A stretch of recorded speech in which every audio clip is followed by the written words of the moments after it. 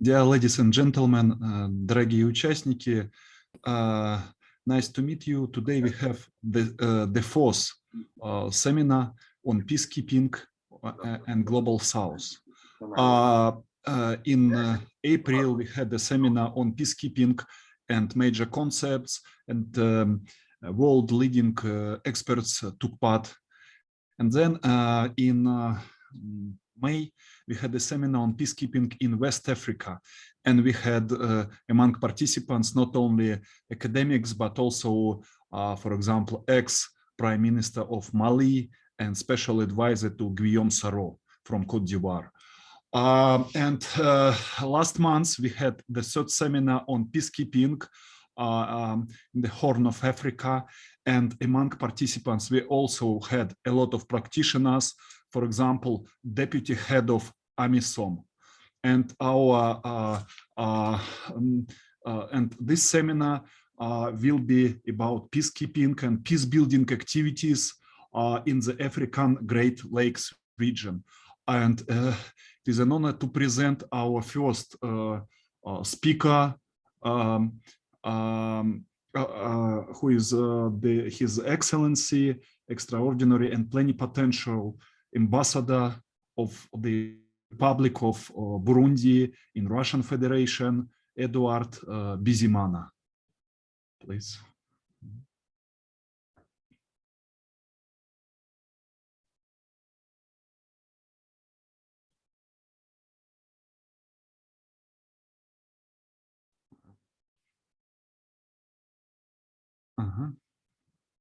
I guess we have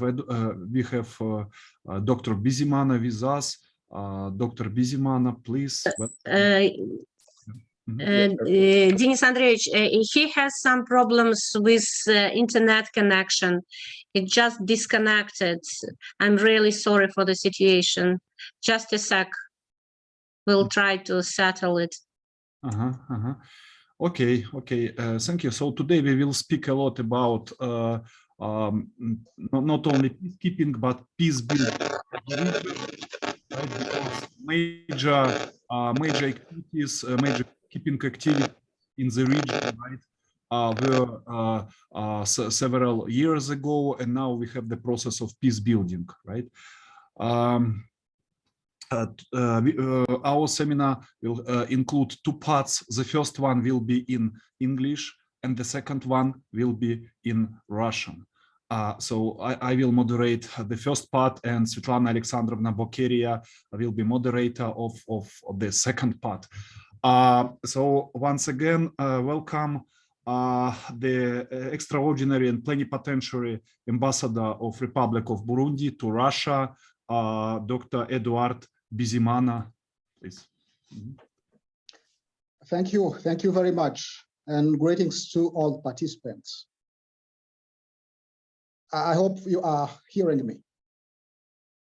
Okay, thank you. Thank you, Professor.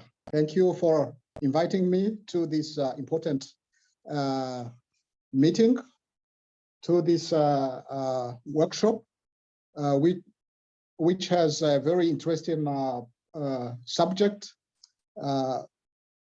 talking about peacekeeping in the Great Lakes region of Africa.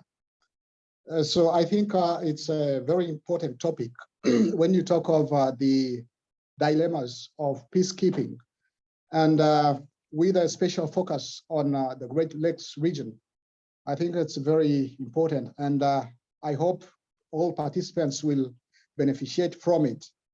And I will say that maybe I need to make a clarification about the Great Lakes region of Africa, because maybe if we look at the topics which will be tackled today, one may have the impression that the Great Lakes region is only Burundi, Rwanda, or DRC Congo, but it's a very broad region, including Uganda, including Kenya and Tanzania. But of course, here we can understand, because those other countries did not experience peacekeeping missions, but we know that this happened in Burundi, in DRC Congo, in Rwanda, of course. So I think it's important topic, because when we talk of peacekeeping missions, we usually don't see how challenging it is, because we have principles which are contradicted by realities on the ground. When there is a keeping mission, it means there is a problem somewhere. And given the principles, the leading principles of these keeping missions, here I mean impartiality, I mean non-use of force, I mean consent of warring parties. And of course, you cannot avoid using force when you are confronted with parties which are using force. So I think it's very challenging, because the principles are contradicted by reality on the ground. Of course, when we look at these keeping missions, there are a lot of things to be said, especially when you look at how these missions really operate on the ground and the challenges they meet on the ground. And of course, there are a lot of speculations that it's not possible to keep peace where there is no peace. And there are other things which can be said about effectiveness of these missions, how these principles are challenged when you talk of impartiality, when you talk of consent of parties. And of course, sometimes it's very difficult to be not to be partial, because sometimes these missions tend to be not missions, but job opportunities for participants. And, you know, instead of really promoting peace or protecting peace, sometimes has been said that some of the keeping mission troops may be drivers for conflict. So there has also been allegations that some of the members of these keeping missions are really not really there for peace building or peace keeping, but for other reasons.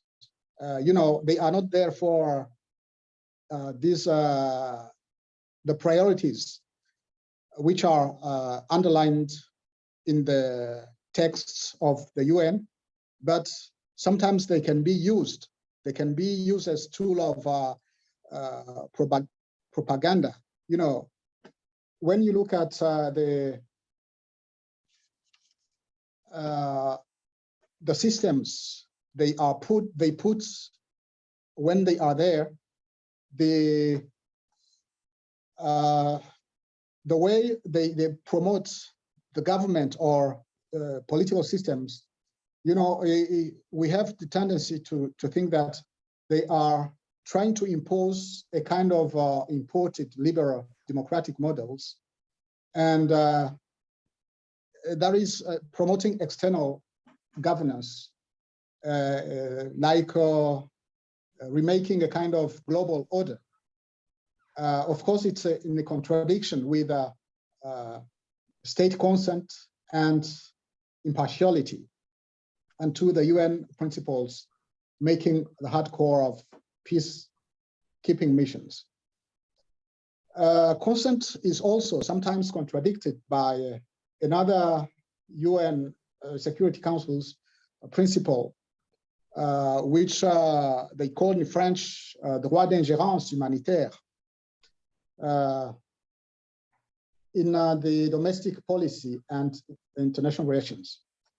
So there are sometimes the kind of solutions that are put forward, it's sometimes put two questions. When they say power sharing and democratization, this is the policy which is really, dear to European Union. And you notice that these things don't take into consideration the reality on the ground, because sometimes when they impose power sharing, sometimes there is there are things which are not, hidden agendas of those promoting those principles. So there has also been that said that there are allegations that these keeping missions are sometimes involved in natural resources plundering.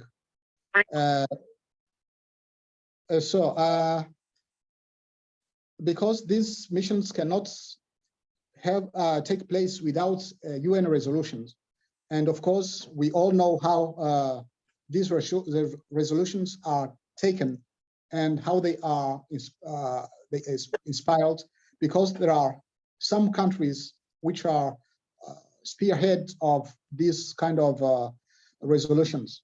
And of course, we know that in this kind of conflict resolutions, sometimes when you look at the weapons which are being used in those conflicts,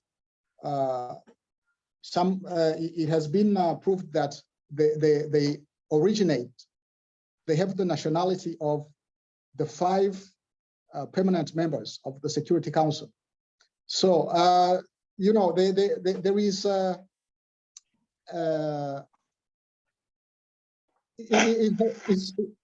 it's seen as kind of promoting peace, and of course also using this opportunity to make business. It has also been said that the notion of impartiality has been challenged by the fact that some of the peacekeeping mission personnel have been promoting, taking sides to one of the warring parties. And this has been proven in different countries, being in Rwanda, being in Burundi, or being even in Cote d'Ivoire. This has been noticed that they are taking part, and this kind of impartiality is really put into questions. We also see that the peacekeeping missions are now evolving in terms of use of strategic intelligence, and this kind of strategic intelligence can also not only serve the peacekeeping personnel, but also countries where these people are originating. There has also been a challenge when peacekeeping missions do not have the ability to use force without the consent of the UN Security Council. Of course, I think the use of force is sometimes important, necessary, because you are in presence of armed people who are causing insecurity not only to state institutions, but also to population, civil population. And of course, when you have to wait until the UN Security Council gives a green light to use force, I think it may be late.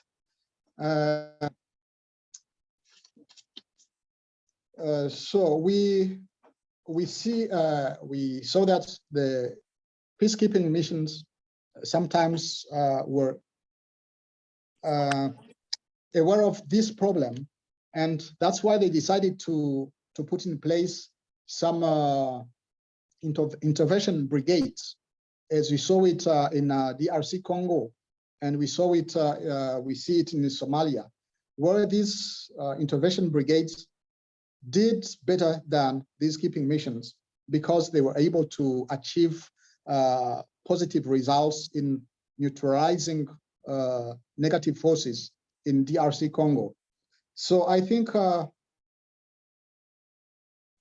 we need to take into consideration this aspect, because the use of force is necessary because we are in the presence of armed people, armed groups, and warring factions, and we need these peacekeeping missions need to evolve from the defensive aspect and use force to defend, not only to self-defend themselves, but also be able to make offensive operations so that they can succeed in their missions. And well, I think I will stop here. And as I was asked to introduce this workshop, I just want to welcome all the participants. I want to congratulate the university, the department that organized this workshop, and I hope everybody will get interesting insights. And I think mine is just to welcome everybody, to welcome participants, and I wish all the participants success and fruitful discussions. Thank you. Thank you very much, Dr. Bizimana, for your welcoming address, which was not formal, it was very conceptual. Thank you very much. And we go further on and we start our first working session. And I would like to present our first speaker, who is both a well-known expert, academic in African conflict resolution, David Wambari from King's College of London, but he has some practical experience, NGO activity. He is board member of the local non-governmental organization, SANEO, which focuses on transformation education in post-conflict African societies. So David, the floor is yours. Welcome.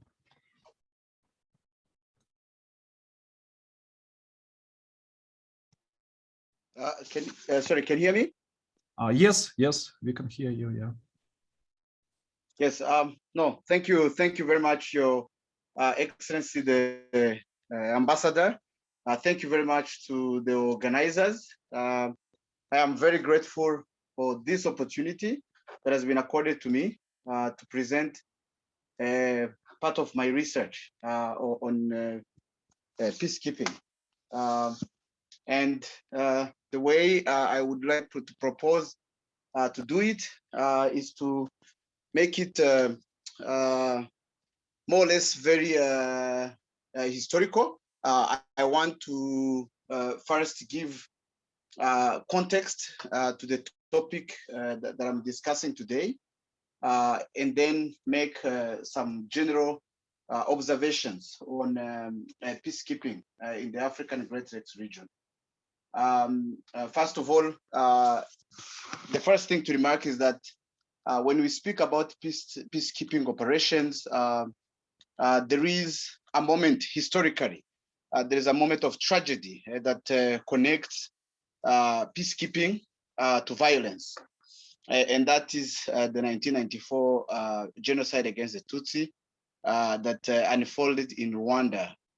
I am unaware of how much is known to this audience, but I think the facts and the historical context of the genocide against the Tutsi and civil wars that preceded the genocide or that followed it are well documented in the literature. Hello? Yes. Yeah. Yeah, okay, yeah. Yes, I'm saying that the literature has covered very well the breadth and to what extent which actors were involved in the 1994 genocide and the civil war that began in 1990. And so I will focus solely, specifically on the blue helmets, the memorization of the blue helmets. And the blue helmets, broadly speaking, these were Belgian troops that were sent to Rwanda. And they came with Ghanaian troops, they came with other African contingents as part of the Arusha Agreement. Again, it's very difficult for me to historicize or contextualize this, but I hope people will be able to read further on this if they haven't. And so the peacekeeping operations in Amir that was headed by Romeo Dallaire has become really something to study in peacekeeping because of its failure. His Excellency, the Ambassador, just spoke about the issue of origins of weapons, the issue of what do peacekeepers actually do. And so I want to connect to that point and see and show how in Rwanda, actually what he had was not engagement. It was even a failure to self-defense, if you want. And so the group, the military group that was there after the plane was shot down, attacked the Belgian contingent because it was protecting a prime minister who was judged to be moderate. And also diplomatically, Belgium had been judged to be sympathetic to the Rwanda Patriotic Front, which had been fighting since 1990. And so within that context, we have one of the, if you want, catastrophic event of peacekeeping history, where 10 Belgian peacekeepers were killed. Now, what is interesting is not to discuss just what happened, but it's how to ask the question on how have this shaped international relations? How has the memory of these peacekeepers shaped relationships in peacekeeping operations? That's on one level, you can ask that question at the United Nations. And if you want to read details, there are two books I can recommend. One is Kofi Annan's book, his own autobiography. He goes into great details as the former head of peacekeeping operations, but also the book of Romeo Dallaire, that is also Shaking Hands with the Devil. Those books can give you the context to what was happening with the peacekeeping force at the time on different levels, at the UN levels, but also on the local levels. What interests me, as somebody who studies the politics of memory, is actually how this memory has shaped the relationship between Belgium and Rwanda. It should be noted that, again, there is very little written on this, and I will send you the paper when it's released that I've co-authored with two Belgian colleagues. And what the study we conducted through archives, through interviews, we looked at how different actors, first of all, in Belgium foreign encountered this memory, how they encountered it in the politics way after the genocide against Tutsi had ended. The bodies, the commemorations, it informed how Belgium went ahead in engaging in peacekeeping operations.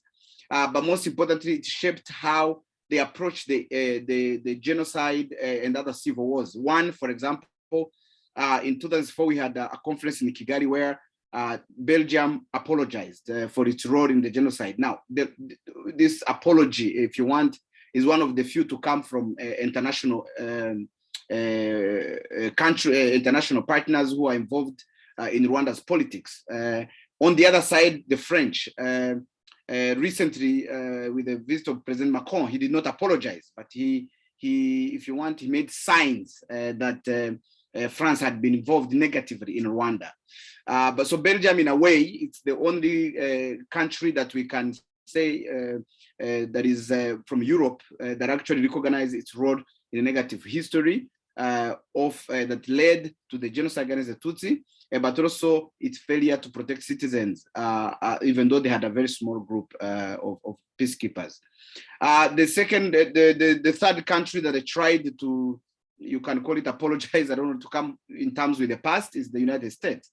And the only thing we got as far as an apology was President Clinton coming in 1998 to the airport and recognized that there were errors. So you see that here, one of the things we can observe is that the sending country, the peacekeepers, traditionally always came from, in the Great Lakes region, from a former colonial power. And so here with Belgium, we have the Belgians who had already committed a lot of crimes during colonialism that they are yet to apologize. There is a new report that just came out on their crimes in the Great Lakes region that by the parliament that they really, are not able to come forth. And so you have a colonial memory on one side, and then you have a responsibility of their role in the genocide in 1994.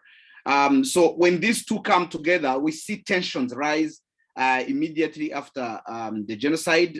Many ambassadors, a lot of documents become classified, so we do not know to some extent what those keepers knew.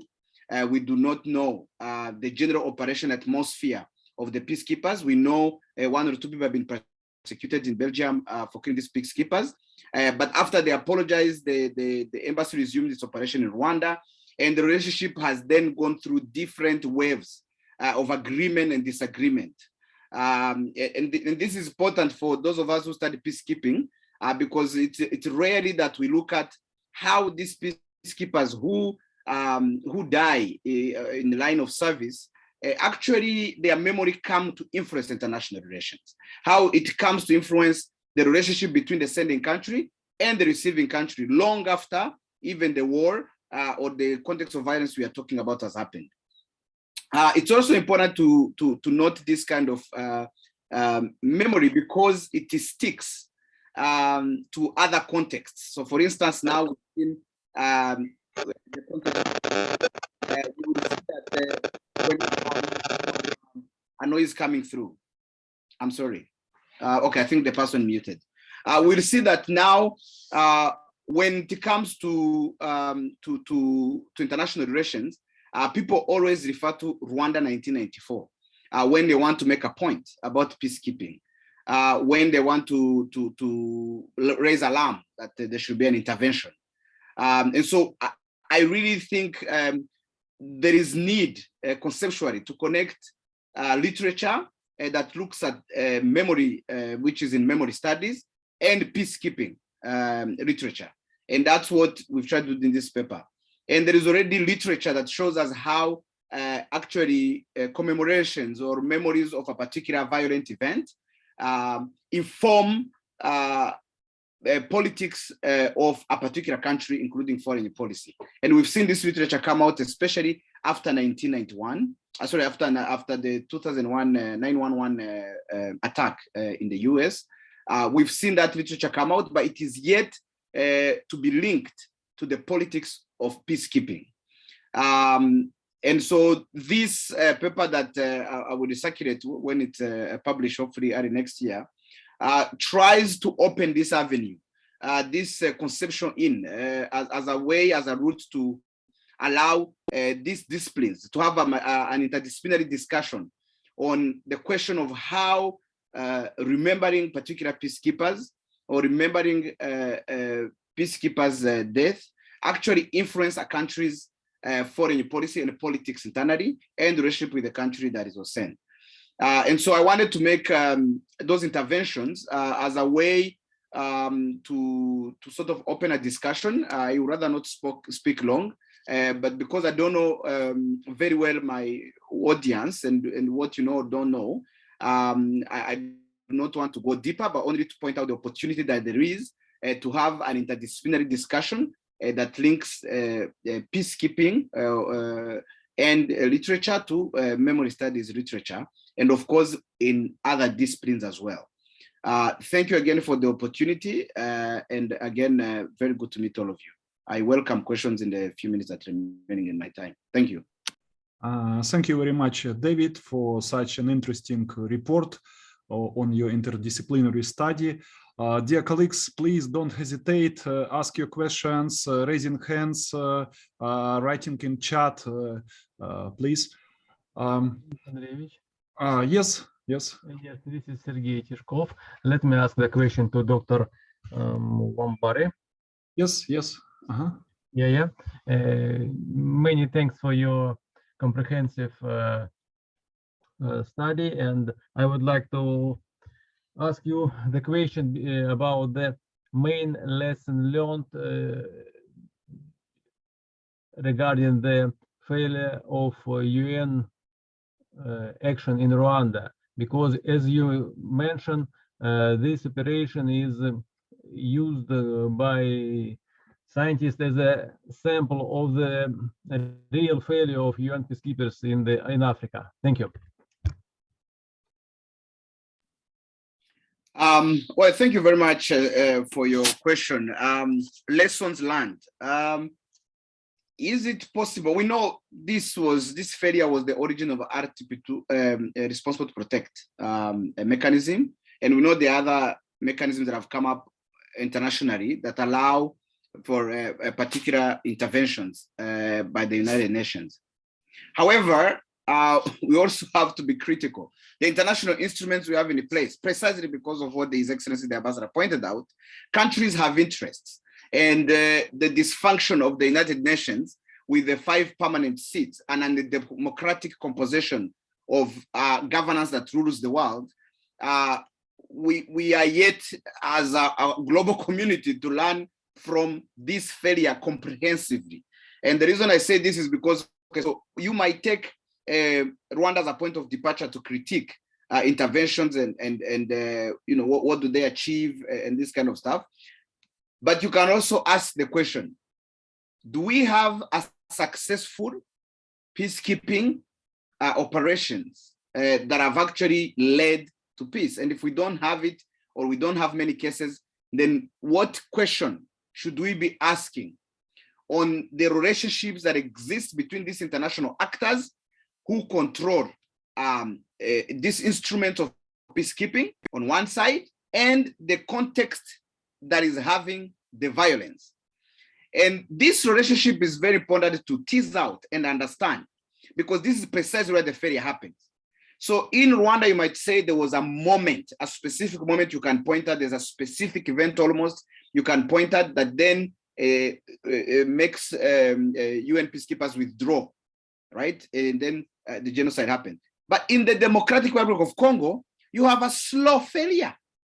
You have a slow failure because until today, after billions, I stand guided on the numbers, after billions of dollars, we still have absolute failure of the United Nations peacekeeping operations.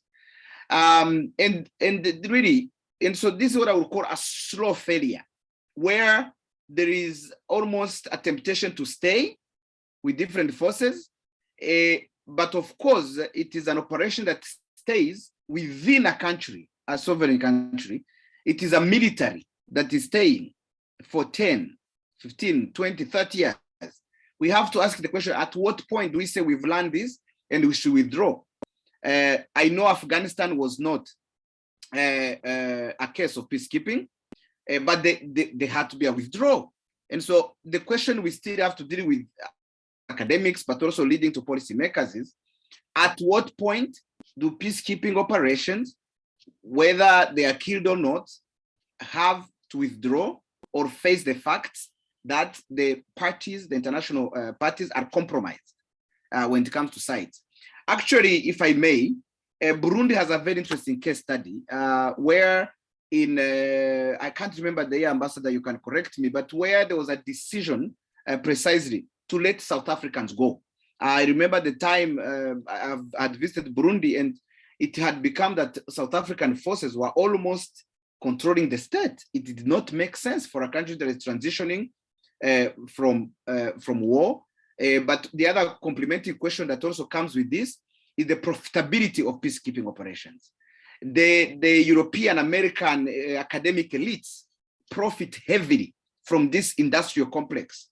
It's not only the arms, the people who sell the arms, it's also the service providers, the consultants, these conflict entrepreneurs that sustain, these peacekeeping operations.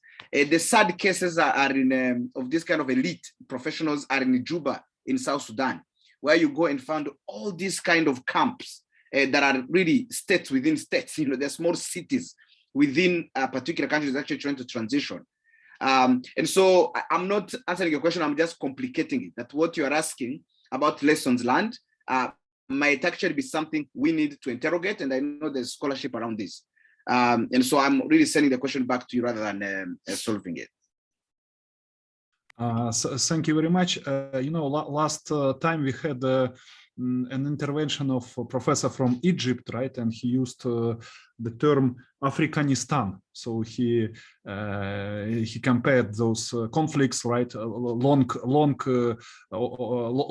conflicts in Africa and in Afghanistan, and he spoke about inefficiency of international intervention in Afghanistan and in Africa. We have one more question in chat from Yaonikes Adu. What can be the responsibilities of UN regarding situation in Rwanda? I am not clear on this question. Could you paraphrase, please? Yaonikes, could you precise your question, please? Yeah. Thank you. Yeah, my question was just about the situation in Rwanda. We know that, as you mentioned today, yeah, there was also the UN forces there before the genocide. But according to the resolution that establishing the tribunal, the action, if you want to, the mission was excluded, yeah, and the investigation. So therefore, I'm asking you, what can be here, for example, the accountability for UN mission in Rwanda? Oh, very, thank you, sir. That is a very good question. Accountability, the question of accountability. So the complementary question is then, actually, what should happen to the peacekeeping operation when they fail, or when we start seeing signs that they are not implementing what they said, or they are actually committing crimes, like we've seen in Congo, where they have committed sexual crimes. We've seen in Central African Republic with the French troops. That is a very good question. I do not have an answer to. And which instrument should be put in place? Because we expect the United Nations Peacekeeping Operations Office to be the one that decides, right, on passing that accountability. But should we maybe have the International Criminal Court that specializes in persecuting Africans also take on those cases of individual peacekeeping or governments that sent them to go and protect peace, yet end up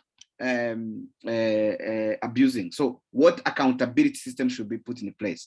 Again, as researchers, sometimes in this kind of forums, I find them also, these forums, helpful to outline questions, key questions. Getting to the right questions helps us do the research to come to answers. So I think we do not have, I have not seen an efficient, thorough, independent mechanisms that could take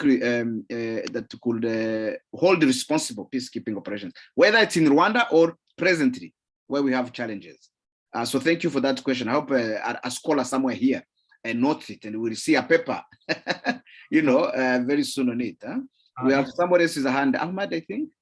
Yes. By the way, you touched a very important question. We are also thinking about it, when we speak about KPI, right, for fragile states on peacekeeping operations. I mean, that analytical framework, which we have now, something on, polity 4, right, and then something like, I don't know, corruption perception index or something like this, but it's not working. We need some alternative framework, right? Some alternative theories of change. But it is very, very, very complicated to elaborate, right? That's what we are working about. Some, probably non-Western analytical framework. We have Ahmad Kadura. Please ask your question, but please present yourself and turn on video. Yeah. Yes, thank you, Professor. And I would like to thank your esteemed colleagues and everybody who participated for very interesting information. My name is Ahmad Kadura. I'm a student at the International Relations Department in the university. And I'm actually a Syrian citizen and a diplomat in the Syrian embassy here in Moscow. My question is regarding the Lately, we are seeing news about growing influence of ISIS in Great Lake area in Africa. And recently, US State Department has designated ISIS in the DRC and in Mozambique as a new threat in the region. So my question is, how is the peacekeeping missions are dealing with this new threat? And if it is in any way connected to the efforts for fighting terrorism done in the Middle East by the Russian army and the Syrian army and the Iraqi army, and how does that affect the emergence of ISIS terrorists in Great Lake regions in Africa? Does it have a negative outcome in the meaning that they fled Syria and go to different countries in Africa, or does it have a positive outcome in the meaning that they lost their funding and their roots in the Middle East, and that will affect them negatively in Africa? Yeah, I am sorry, we really went far from the report, right? But David, up to you. You answer, or you say is up to you, right? Or you say is not your the topic of your report? Yeah. No. Thank you. I think as scholars we reflect on things differently. I think the issue of at the moment of this international nature of terrorist groups is very expansive. It's I think it requires its own seminar, if I might say, because we are seeing it morphing into different units and partnerships with other local organizations that have different deals and different visions. In Mozambique, in Uganda, recently was an attack. In Congo, and we are yet to see how the United Nations you cannot have a force to stop this kind of ad hoc attacks, but I think there's a lot of international cooperations and countries coming together to find different kind of solutions. So there is I have not done work on this or systematic research on it, so I've not go deep into it. Thank you very much for your intervention. Right, His Excellency the Ambassador would like also to comment, please. Yes.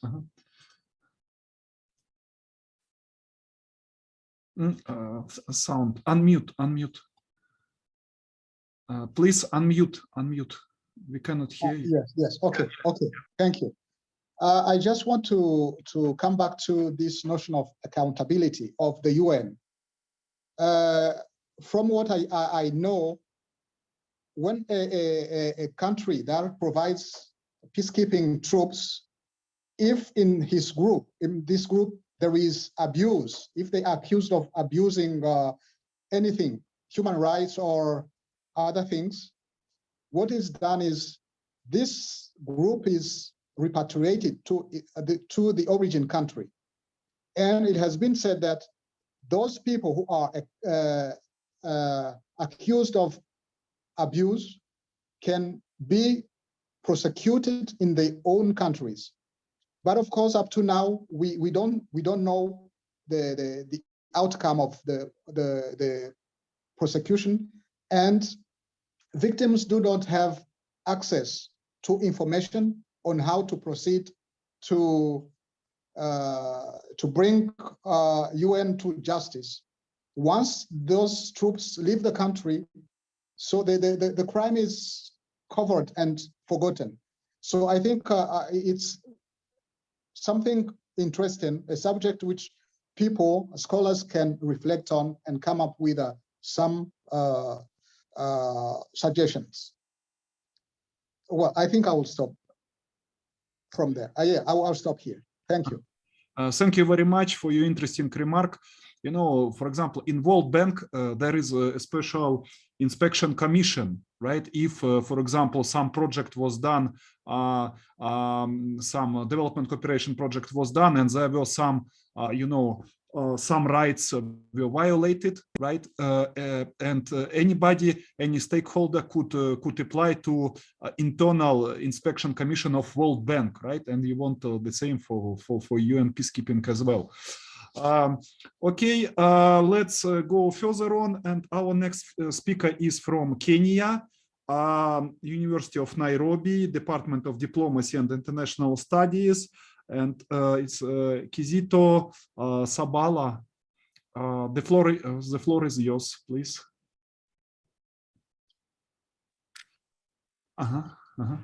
Yeah.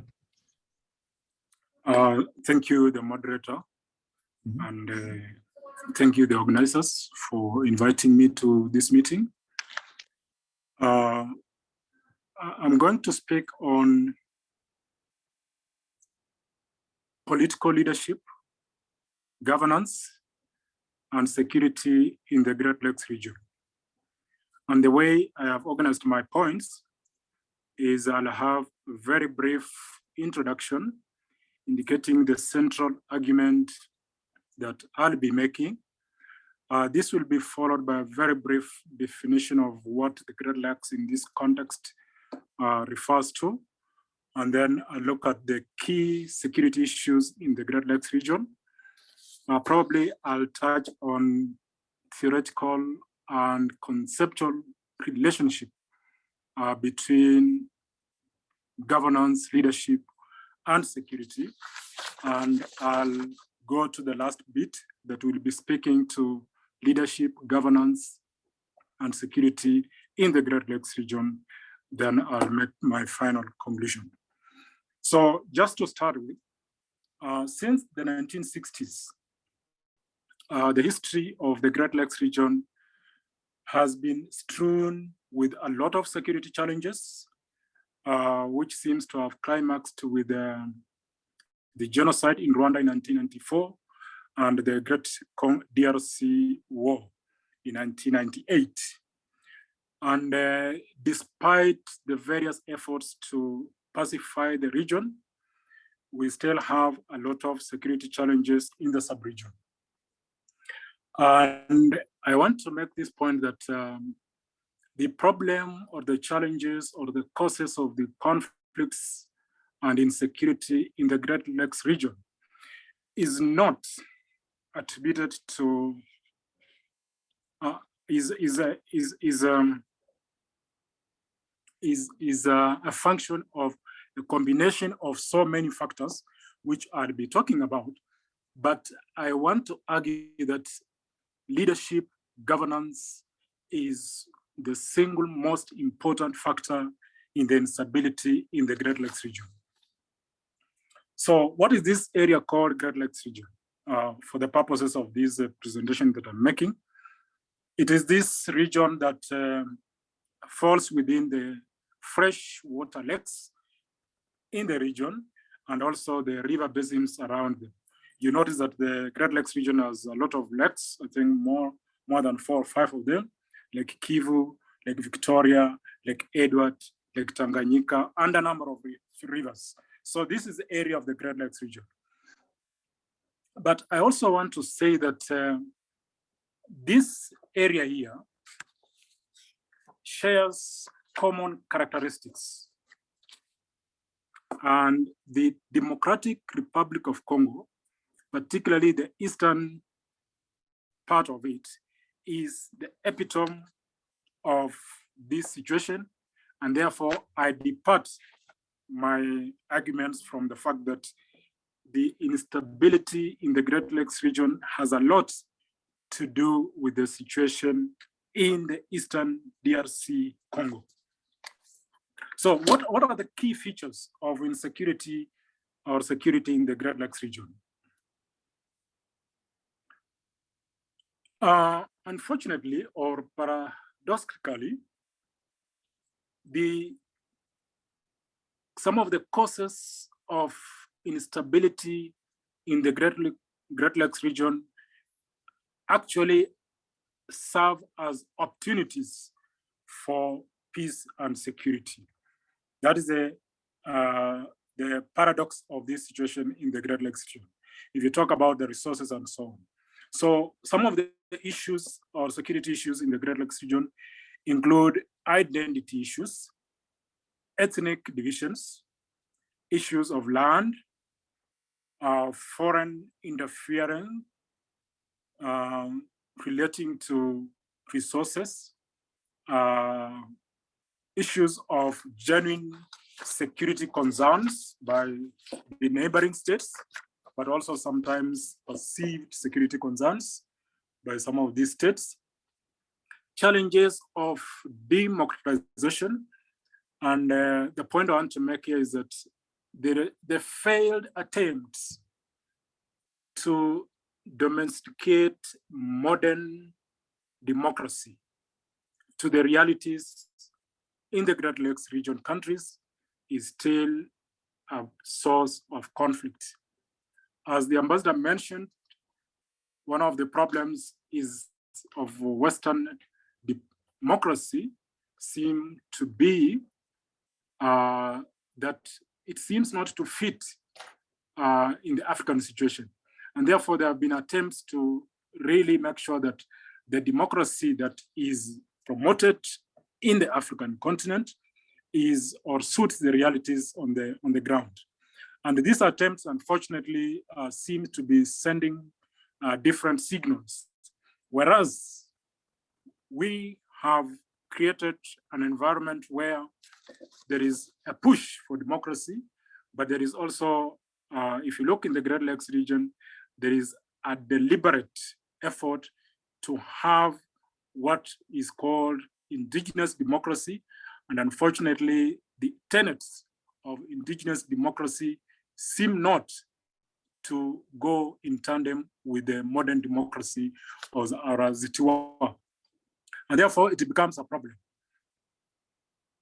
The other point I want to make is that we have weak states and regional institutions. We have a lot of armed groups which are very uncontrolled and a lot of criminal activities. We have ungoverned spaces, which probably provides a conducive environment, and so on and so on. And some of these factors have their roots in the political bad governance that dates back to pre-colonial period, but I'm not going to be discussing the history and that journey, but the structural issues that were carried over from pre-independence days seem to still play around and contribute to the insecurity in the Great Lakes region. The other point I want to make relates to the links or theoretical links between political leadership, governance, and security. And there is there are a lot of books on this matter. But in conclusion, what I want to say is that there seems to be a link between good political leadership, good governance, and security situation. Governance to conduct, for example, free and fair election. Governance to promote rule of law and democracy. Governance to respect human rights, and so on. And the opposite is the bad governance. Leadership is about the person himself or herself and the style in which he or she carries out or implements some of the domestic programs and so on. That is just in brief. But overall, the point I'm making is that there is a link and a direct link between bad governance, bad political leadership, and insecurity. Having said that, what is this political leadership, governance, and insecurity in the Great Lakes region? I'll speak about the issues that leadership and bad governance have failed to address. One of the problems in the region is failure to manage transitional politics. This is one of the issues that the political leadership in the sub-region have failed to do. Transitional leadership in the region have been a cause of not only tension, but sometimes open conflicts. We have seen this in DRC, we have seen this in Central African Republic, We have seen this in Burundi, and we have seen this in Uganda. So, secondly, there is also the failure to secure and govern effectively territorial areas of some of the country's jurisdiction.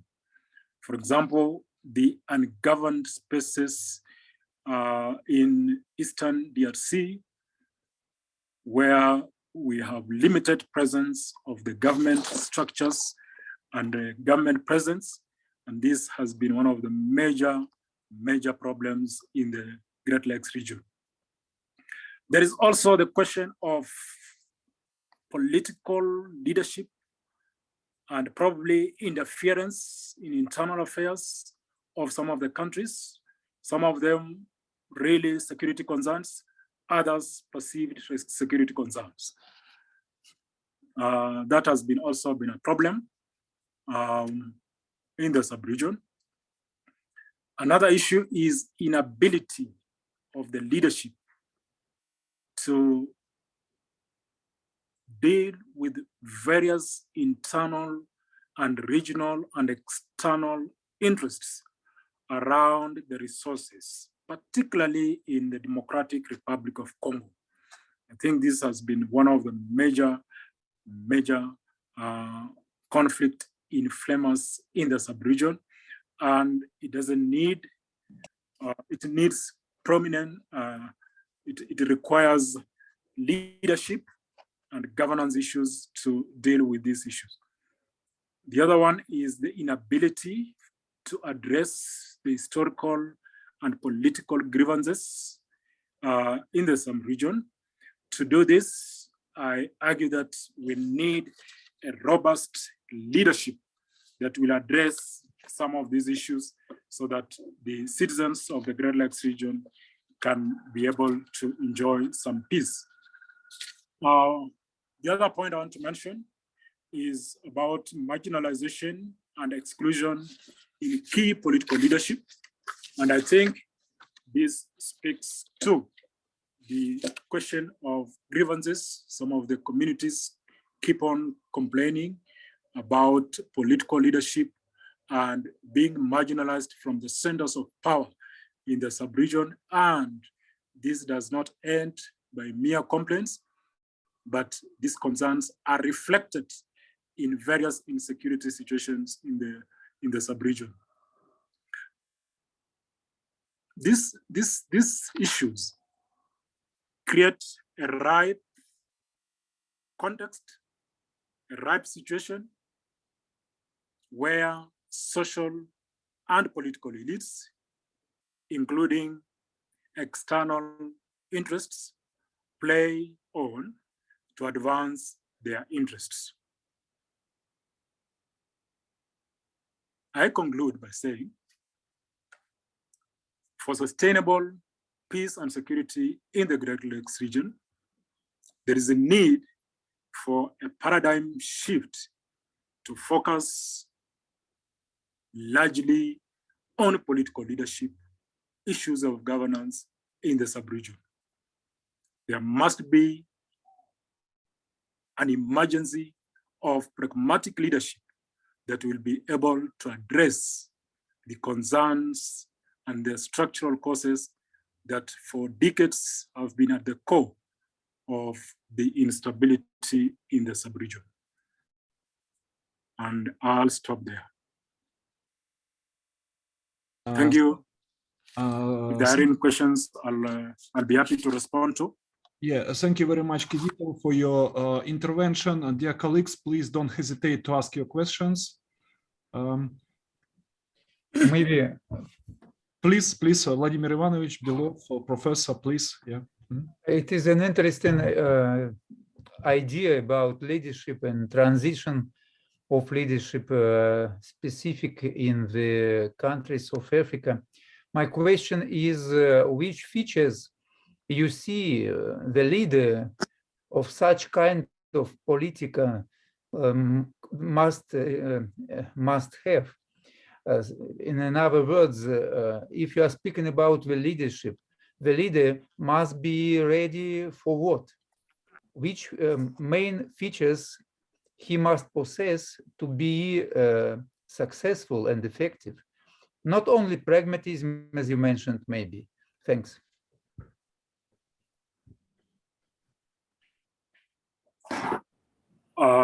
Thank you very much for that question. I think when we talk about good leadership, I mentioned pragmatism, but as I mentioned in some of the points I raised, we need a leader who should be able to put, for example, institutions in place that will be accommodative, where the political space is allowed or people are allowed to compete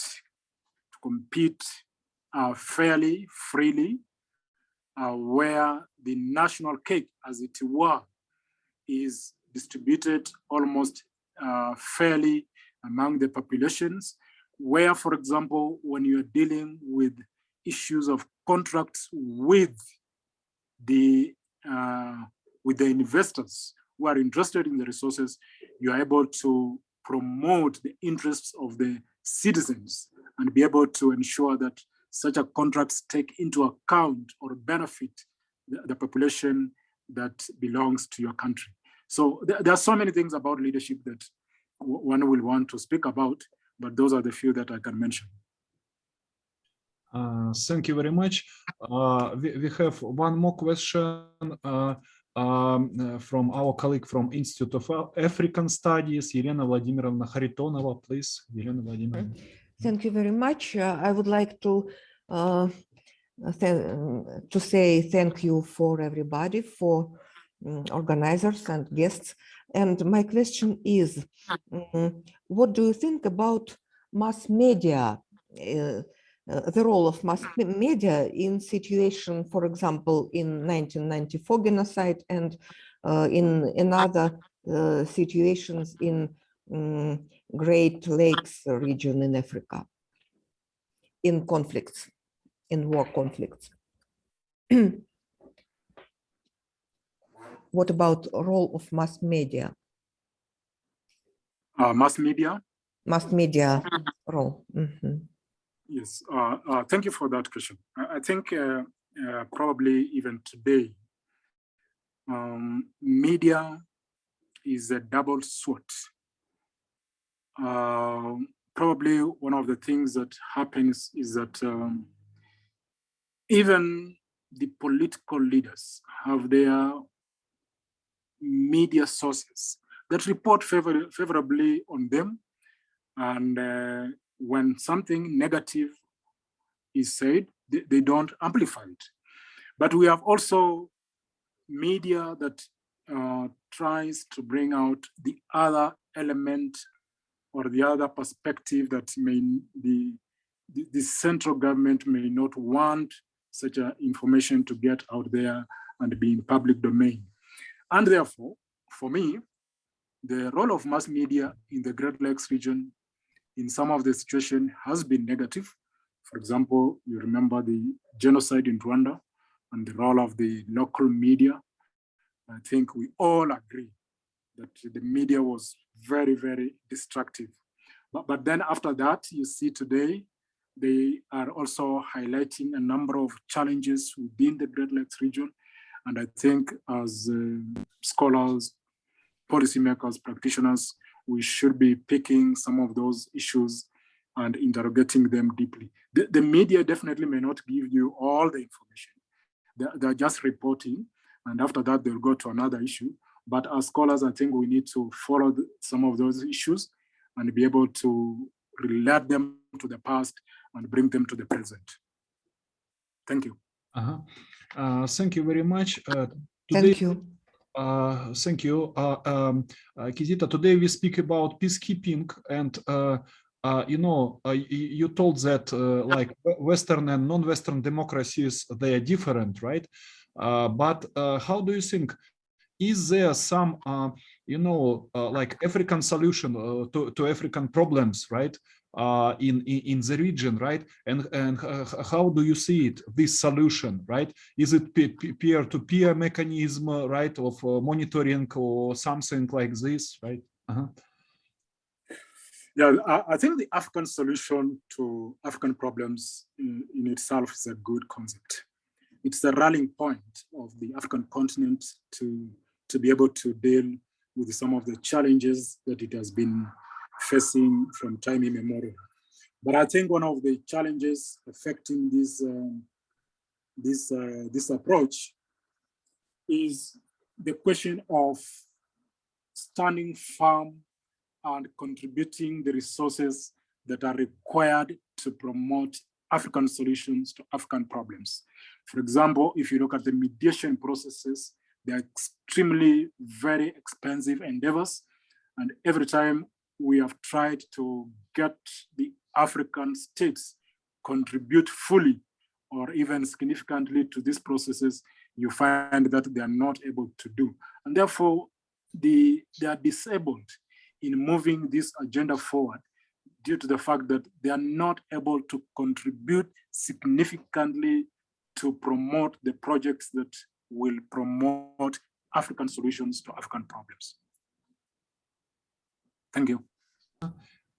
Thank you very much. And we go further on to our next speaker, who also represents University of Nairobi, also Department of Diplomacy and International Studies, Anita Kiamba. Anita, nice to meet you. What is the weather now in Nairobi? Because yesterday we had a first snow, you know, in Moscow, very good first snow, right? All right. It's rather warm, but I think it will rain at some point in time.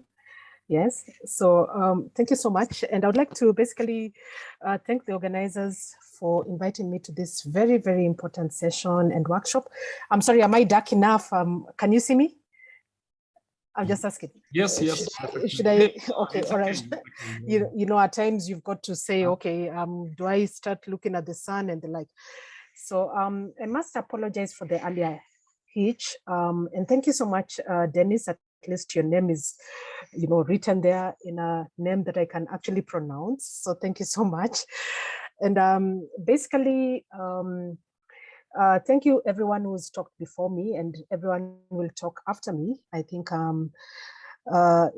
this is a great session, one would say, in terms of what is happening in Africa, and more particularly in the Great Lakes region when it comes to matters of conflict management, conflict resolution, peacekeeping, peace support operations, and so on. So my work basically here today is to talk about engendering mediation and also negotiation in the Great Lakes region. And more particularly, there's a country that I've pointed out, that is DRC, or the Democratic Republic of Congo. I'm saying this because many years when I was doing my PhD, of course, I was working on mediation, I was working on negotiation. But one of the things that always stood out, but I never worked on really, I was looking at negotiation leaders. But later on, of course, after a while, you begin wondering, okay, didn't my PhD work out quite well in terms of satisfying the elements of negotiation and mediation? So for that reason, I thought, okay, there must be an issue. And what is that problem? What can I problematize? What I'm problematizing basically is the engendering of negotiation and mediation, because that I never touched. I never, you know, looked at the gender when it came to who are the negotiators and mediators, and would that definitely change maybe in terms of leading negotiation or mediation and a successful outcome in a better way. So that's my background. But the background basically is also quite fairly recent, because about sometime, I think in September, I had the opportunity to be part of the United Nations and African Union and Great Lakes region, you know, institution that is supposed to advance training when it comes to women and their role in mediation and negotiation. It was something that, in Africa, we've tried to work on. We've said, okay, fine. When it comes to negotiation and mediation, maybe it's important for us to look at that issue from a lens of the gender. Probably, it may be said that women are always on what we usually call in Africa on the ground. We are mothers, we are sisters, we are wives, and ultimately we know everything. And of course, our gender is large in terms or in comparison to the men or the male gender. And what I learned, because I was more or less considered to be one of the persons who's supposed to also be talking to the ladies or to the women for that matter, in terms of what is your role when it comes to negotiation? What is your role when it comes to mediation? Are you considered to be a mediator or are you a negotiator? And some of them basically came up with stories and said, well, we are usually just considered to be mothers in the village. We are just women in the village and so on and so forth. So eventually we had to come and, begin questioning. So why are you in this training?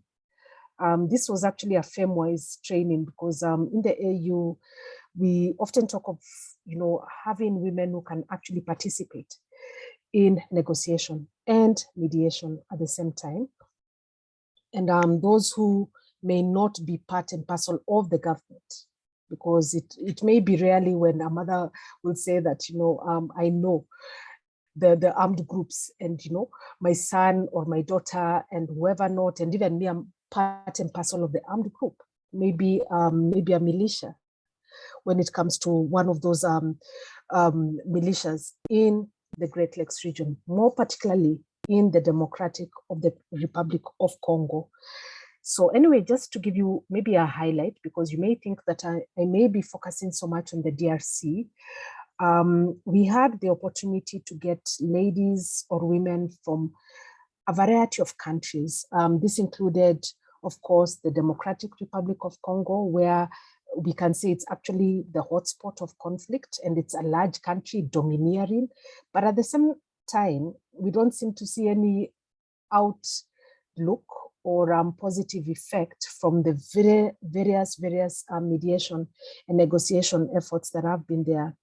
We also had participants from Burundi, from Central African Republic, from South Sudan, from Uganda, because when you talk about conflict, it has a way of spreading. And of course, we have to think about, okay, who are the actors, who are the participants, who are those parties in conflict, and ultimately, who are the people who know what is going on.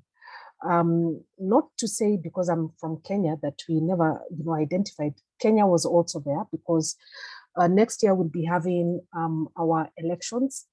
And of course, the region is looking at Kenya wondering, okay, are those elections going to be positive? Is it a positive outlook? Is it going to lead towards the post-election violence and the like? So again, there were ladies there. Some of them luckily are ombudspersons. And ombudspersons basically means that they are in government. They're supposed to look at what is happening and give at least preference to the government with regards to this is what we are likely to see when it comes to conflict in our region or in, where we are or in our country. So I know it's a long discussion in terms of my background. So from that week-long discussion, there are many lessons that I learned, which I will share, preferably, of course, when it comes to, writing and publishing the article. It was basically, I learned first and foremost, because I was listening. I'm not a mediator, I'm not a negotiator, I'm a scholar in that area of study. So ideally, I was listening to them and I'm wondering, okay, what is the way forward, particularly for DRC?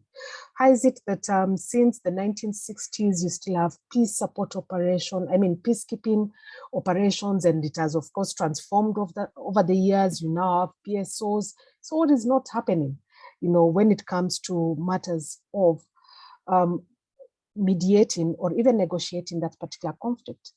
So my entry point was basically, okay, let us look at the role of women in negotiation and as a mediator. we had the opportunity to listen quite a bit from a lady known as Betty Bigombe from Uganda, who's been, of course, a mediator in Uganda, bringing in the Lord's Resistance Army and, of course, Uganda together. And out of that, of course, I had more ideas, you know, in terms of, okay, what are we likely to see and what can we have an input when it comes to mediation and negotiation and engendering it? Because, of course, that is usually left out. In my practice, I usually, of course, want to see the list of the negotiators and rank them. And I don't look at the gender, but of course, this particular event, we had to look at the gender and see that indeed there was a problem or there was a need to have women speak out because they know the perpetrators. At times, they are also the perpetrators of conflict. Yeah. And we may not see, you know, we may not see an end to the conflict before, you know, we hear about women. So we underscored, or I would say, underscored the following issues. The first is, then what is the role of the women? Because one of the places that we can, you know, get into by looking at the curvature of conflict, you know, we usually have those diagrams that say, okay, this is latent conflict and this is conflict and it has been resolved and the like. So ultimately, somewhere in between there's preventive diplomacy. And in that preventive diplomacy is where probably women would feature. It was a problem because to a large extent, the women did not know that there's something known as a curvature of conflict. You know, it can escalate, come to that level that you can actually go beyond and manage it and reverse, you know, what is going on. So there's preventive diplomacy. And of course, the issues that were raised out of that is that they are not diplomats. You know, the assumption is that if you are in, when you talk about preventive diplomacy, then you are preventing something and you've got all the rights. You know, you are a diplomat and you're doing what should be done when it comes to managing or preventing or resolving the conflict. So that was left out in terms of the conflicts in Africa and more so in DRC or the Great Lakes region, that women are not there in preventive diplomacy for whatever reason. Probably they're not in government, probably they're not, you know, stakeholders when it comes to the conflict management and the like. So we outlined that there must be a point of entry. The second issue that we were able to look at is that of empowerment. It was described that women are not empowered when it comes to management of conflict. You cannot just say, because most of them thought, well, you know, I'm a woman in society and I've got maybe 10 children, I've got a standing in society, I've participated when it comes to women groups, and I'm able to negotiate and mediate in some of the activities that they have. So the assumption, you know, in the back of the mind is that, okay, as women, okay, we've got our own groups and we can be able to mediate conflict. But that wasn't the case, because I had to tell them, you know, ultimately, have you been empowered? And empowerment means a lot of things. It means that it doesn't matter whether it's a man who's empowering you or another woman empowering you, but you must be given those particular tools when it comes to negotiation or mediation. The tools are many, including layovers in maybe good offices, as would call them, maybe in this region would say that, okay, you'll have a layover in Addis Ababa. So who's going to empower you when it comes to that? How are you going to deal with all these groups? And who's giving you the money, even though it's not always monetary benefits when it comes to empowerment, but also who's going to back you up when it comes to, okay, if things go south or they go west or east, who's going to actually come and pick up the pieces and assist you while picking up the pieces? And when are you going to retreat as a woman? So there were those issues. Of course, a majority of them would say that, okay, we do not have that empowerment. And in fact, by nightfall, Nightfall in Africa, of course, I would say that nightfall is usually by 7 p.m. Unlike maybe the regions where most of you are. So by 7 p.m., I cannot be seen out in the dark. It's too, it's too late in the night and the like. So we begin wondering, okay, at times when it comes to negotiations go on and on and on, into midnight and the like. So some of the ladies would speak up and say, of course, well, now, in fact, I've been divorced. My children do not even want me back home because I'm associated with rebels. I'm trying to work for the rebels to come to the government and negotiate. Yeah. And ultimately, there was that issue that, okay, how do you get empowered? And there was one of the ladies who was actually a rebel. But before she became a rebel, she was actually negotiating on behalf of her village. And later on in DR Congo, she had to go and speak out, of course, to the government about what she's done and how we can deal with these youthful people, because in that country, they were describing that organization or group as a youthful people. And basically, she said, okay, I'm a mother to all these boys. That's the kind of context that one would think when you talk about armed groups, yet they are considered to be armed groups internationally. So of course, there's that idea that people must be empowered, women must be empowered, they must know what they are getting into. And even when it comes to that level where you don't have to go to the government, you don't have to meet, the military to negotiate. Why don't you just negotiate at some point in time? So the idea here was the government should have probably empowered her to talk to the side of the group that she was engaged in when it comes to, of course, facilitating conflict. The third issue that we came up with was 1 minute. 1 minute. Oh, 1 minute. Oh my goodness. Okay. I'll try to enhance. So the other issue is that of the procedural and the substantial issues, and we analyze that, okay, there are procedural issues and then substantial issues in conflict.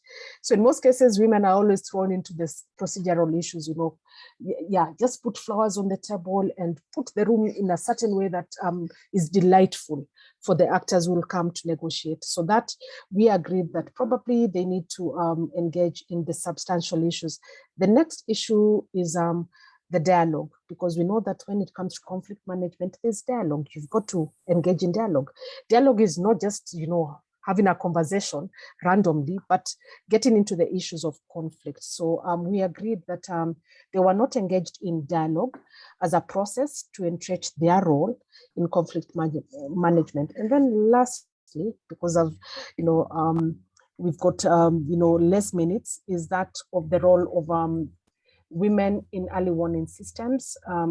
They described, of course, they are women in their homes, in their houses, and they know what is going to happen. They know, okay, their brothers, their sons and their husbands will come in and start talking about conflict. So what is their role in all this?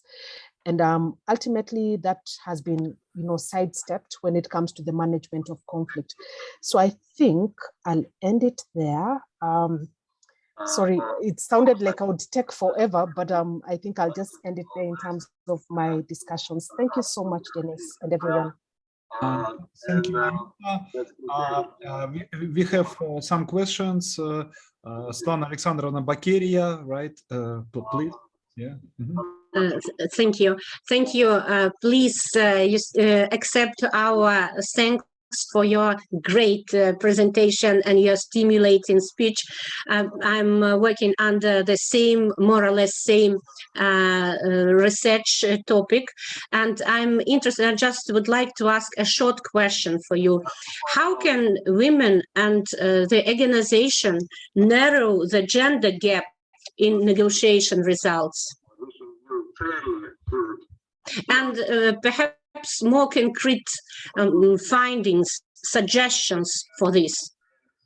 Good evening. Tomorrow, dear colleagues.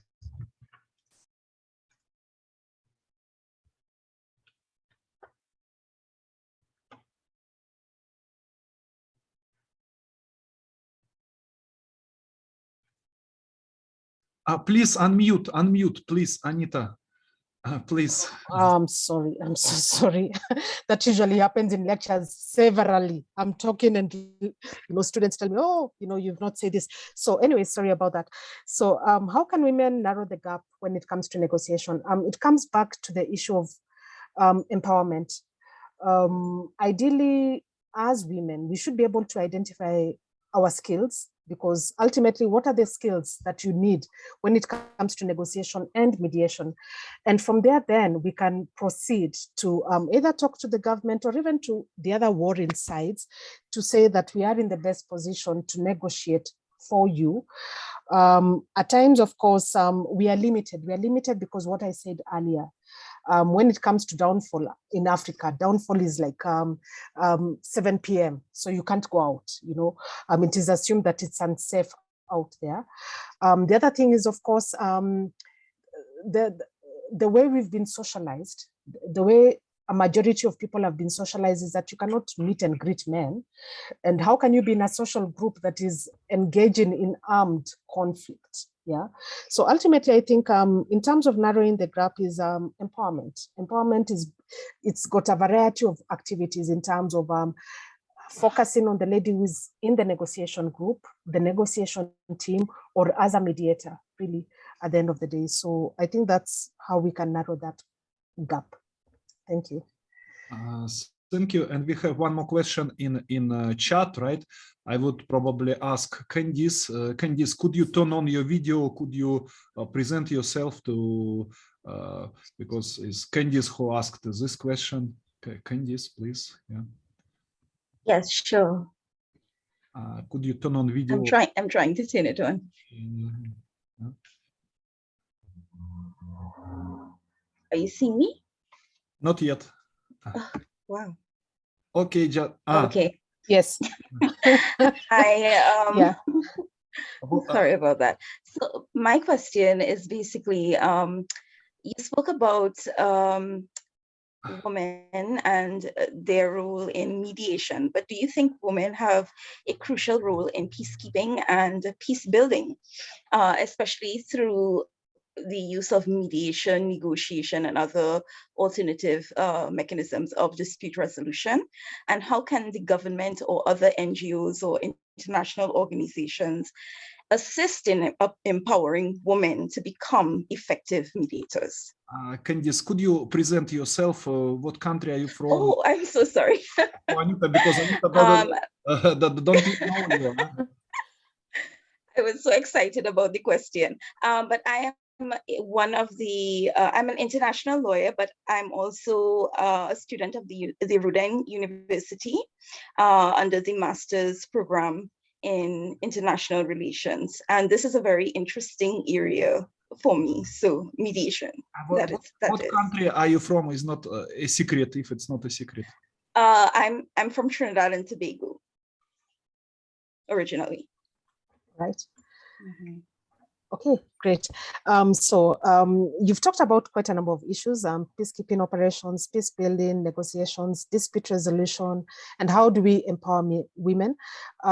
Maybe just to go from, I know, when we become scholars, we just become scholars and teachers all around.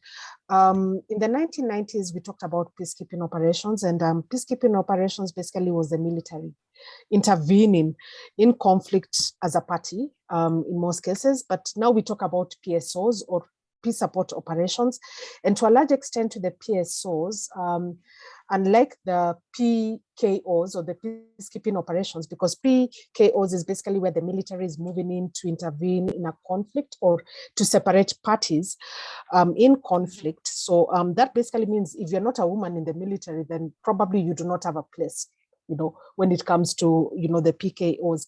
And if you have, probably your role maybe not at the front line, certainly, but, in other maybe activities in the background. So where's the role of women? We've since moved on to the PSOs or the peace support operations. And the peace support operations, definitely you've got your military, you've got other groups or non-state actors. They could be MSF, like Madisam, Sans Frontier, and others that are coming in. And with that, of course, you'll have more women participating in that, including the NGOs, in regards to ensuring that probably the rights of maybe, women and men and children are catered for and the likes. So we can have that entry point and begin thinking about probably the role of women, the more role of women in PSOs or peace support operations. Now, when it comes to peace building, that becomes more structural, because again, you're talking about which particular institutions are you going to entrench when it comes to peace building. Peace building is more or less entrenchment of institutions, and bringing in parties who are in conflict and outside of conflict to participate in the issues. So peace building is, I would suggest that peace building is more or less what we consider to be track 1.5 and track 3 of diplomacy, where you've got non-state actors participating. And therefore, of course, women can come into that particular area to participate in terms of the conflict management. We saw a lot of this, for instance, in Rwanda, and that's why their constitution, when it comes to, majority of women being in government, it's because of that, it's a peace building issue. And it's an asset for them in terms of preventing any other conflict from occurring. So peace building is more, there are more steps, there are more guidelines, depending on what the conflict is. And while in that, one must think in hindsight, because you are a lawyer, about what is the representation of women in those institutions. Is it a 2/3, a third? Is it 100% of women in that institution that is engaging in particular matters? Now, in terms of dispute resolution, I would think about ADR, the alternative dispute resolution, because more women are there. You don't have to go to school to engage in that dispute resolution.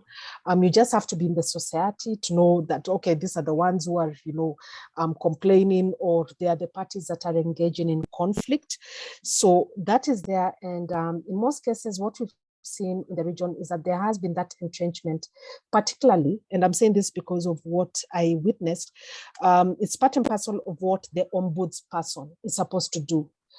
Because the ombudsperson or the ombudsman or ombudswoman, depending on which country you come from, they're supposed to lay those guidelines and be the ones that are determining, the stopgap between the government and people, and how we can relate with certain issues without necessarily litigating.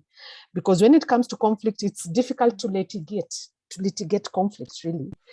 You're talking about resolution, to go down into the deep, issues of people and, whatever not that they do have. So ADR, or alternative dispute resolution, is very important. So I think I leave that, but ultimately it's about empowering women, and empowering women must come from somewhere. Most likely the government or other actors that interested in having women be at the forefront when it comes to the management of conflict. Thank you. Okay, thank you so much. Thank you, and we have one more question, but from a man, right? Yaroslav, please turn on your sound and please present yourself. Yeah. Okay. Good day, everyone. My name is Yaroslav. I'm Ecuadorian, and actually got also Ukrainian roots, and I'm a teacher in university, in a local university over here. So my question is, how can we challenge the view of women in diplomacy from certain cultures? For example, we could see this, that certain cultures or even religions have like a specific viewpoint on the role of women, right? That is very, how can we say it? Out of the spotlight, right? We even saw this, for example, when Turkey was negotiating about their entrance for the EU in the beginning of the year, where they basically sent the women to the back of the stage. And that was very hypocritical, right? Because like the EU is like, yeah, we gotta fight for equal rights and empowering women, and then we're gonna talk with Turkey, and we're gonna send the women to the back. So how can we challenge that view of certain cultures, nations, on their role of women in diplomacy? Right. Very, very interesting question. One that cannot really be answered. I don't have too much of the answers with that, but what I would say that in Africa, of course, we used to have that challenge in terms of course, women are in the background, you're in the homes, and there's nothing much that you can do. But it was also realized that women are also participating in conflict in many ways. You know, you keep the armaments in your home. Your husband tells you, okay, tomorrow, you know, this is what we are raiding a certain community, and so on and so forth. So in a way, the women are considered to be, at least particularly in pastoralist communities where we have the majority of the countries, the ones that I'm talking about, the women have got the information. They have the information, but to a large extent, they've been sidelined because they're told, okay, just go and take care of your home and ensure that your children are raised right and the like. But again, coming back to your challenge, it's a great challenge in terms of how do we, you know, when it comes to cultural expectations of women and who is supposed to go out there. We are lucky enough that, again, in Africa, because the same lady from the EU, we were discussing that, at least in class, in my class, you know, what is her role? And she had a lot of difficulty in terms of standing, you know, she's out of the picture, there's no chair for her to sit on, and so on and so forth. I think that's where now I would actually revert to my earlier question. That is where litigation comes in, and constitutional matters come in. Because again, in Africa, a majority of countries have decided that, okay, it's not just about the culture. Let us just go back to the constitution. Do I have rights to be there? Do I have rights to do this? And so on. So we are beginning to, again, begin to realize that the role of women in our societies are very important, particularly in Africa, and more so where you have conflict.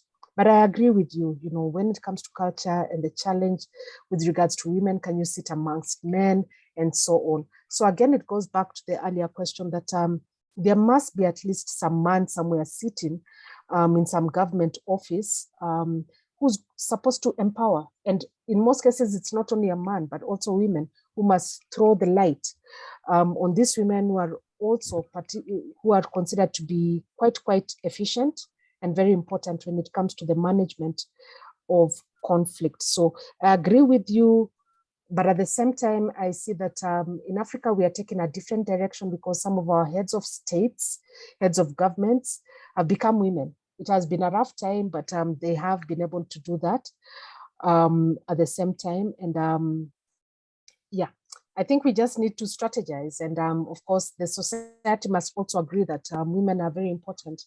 They're mothers. And of course, besides mothers, they're the ones who know what is going on and so on. So I agree with you because that became actually, you know, one of the case studies in one of my lectures, you know, when it comes to diplomacy, okay, there are only 3 seats, okay, and there are 4 people, and the lady is the one who's most important. So what happens in that situation? Yeah, so there are many issues associated with that, unfortunately. But in terms of culture, I think we are moving. And I want to say this because maybe just lastly, in Kenya, I think sometime last week, in one of the communities, they said that we could stop engaging in, you know, some of the practices that go against women. In that particular culture. It's a culture that usually is warlike and, you know, engages in a lot of war. Brides are usually married by the time you're 6 years old, you know, and the same ladies grow up by the time you're probably even 14, you're already carrying an arm somewhere and the like. So they are trying to reverse by using the same cultural practices to say, okay, the elders have come and they want to decide that we want to reverse what women should do and what men should do in the society. Sorry, thank you so much.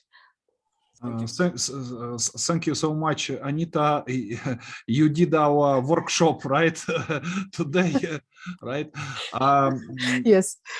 Yeah, and we go further on to Gachacha courts, right? To Adu Yaonikes, right?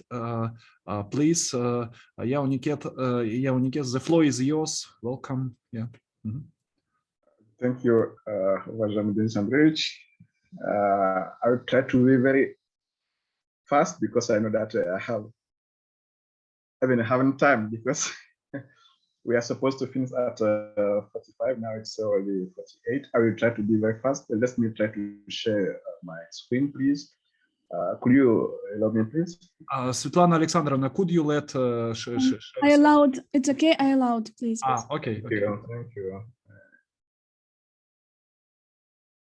Yeah, I will try to be very fast, as I say. But Unikes, 28 slides. Could you see me? What do you say? I don't understand, please.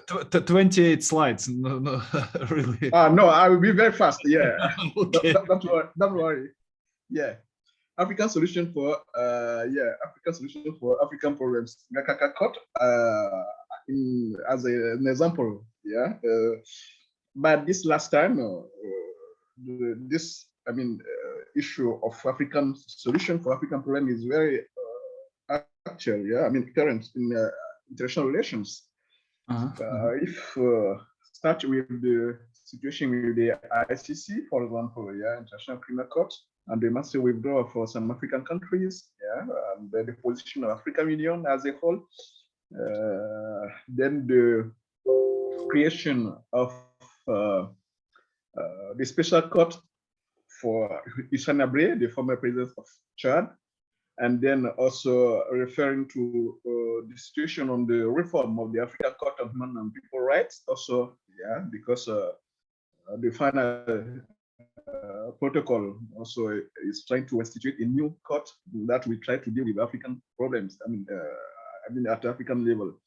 So this topic is in this context, yeah, how, for example, the case of Gakaka, yeah, could be a good example, taking also into account the practice of different countries in Africa.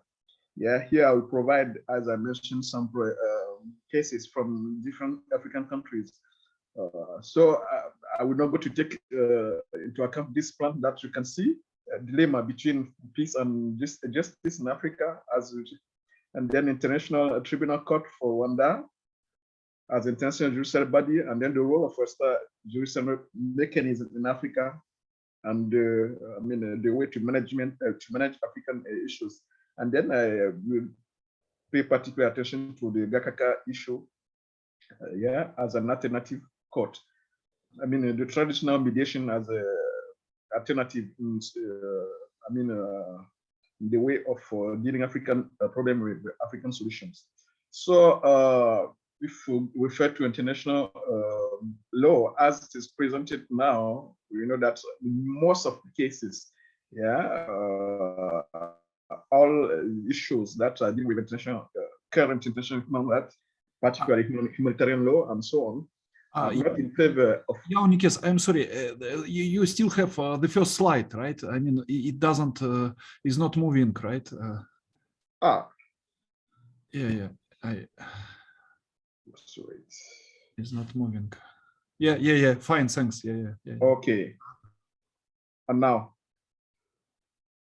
Yes. Great. Yeah. Mm-hmm. Okay. So, and then also the dilemma of peace and justice in Africa also is very serious problem, because I remember the case, for example, during the Sierra Leone conflict, when the African Union became to agreement with the rebels, yeah, to give them amnesty for the crime that had been committed. That became a kind of practice with other rebels that in Sierra Leone, in Liberia and so on. Yeah, in other parts of Africa, start also ask for amnesty, and we know that the international law, and particularly international human rights law, is against such kind of practice. So the particularity also of the post-conflict peace building in third world countries, we have different approach. Yeah, there have been a lot of examples also in international relations. If you refer, for example, to the situation in such countries like Rwanda, South Africa, Sierra Leone, Uganda, Kenya, and so on, Ghana, there have been a particular approach, yeah, to deal with the situation that, the crisis that occurred in these countries. So if you come back to the history of genocide in Rwanda and the way that it has been dealt by the Gakaka court, so I do not go to provide these details, but the most important here for me even is the qualification of the crime that have been already, by the resolution of the United Nations, and then the establishment of this special court, yeah, and so on. Here, the most important is just the role that have played the court, the ICTR, International Criminal Tribunal for Rwanda. Yeah, here you can see the results for this court, this tribunal, how many cases have been dealt by this tribunal, and so on. Yeah, I will not go to read them. You can see and read it. It will be more important. And then also the achievement of the ICTR. Here we can see also it's the enforcement of international criminal justice system. That's something very important that needs to be mentioned. And also the international tribunal delivered the first verdict that regarding the to the genocide issued after the adoption of the Convention of 1948.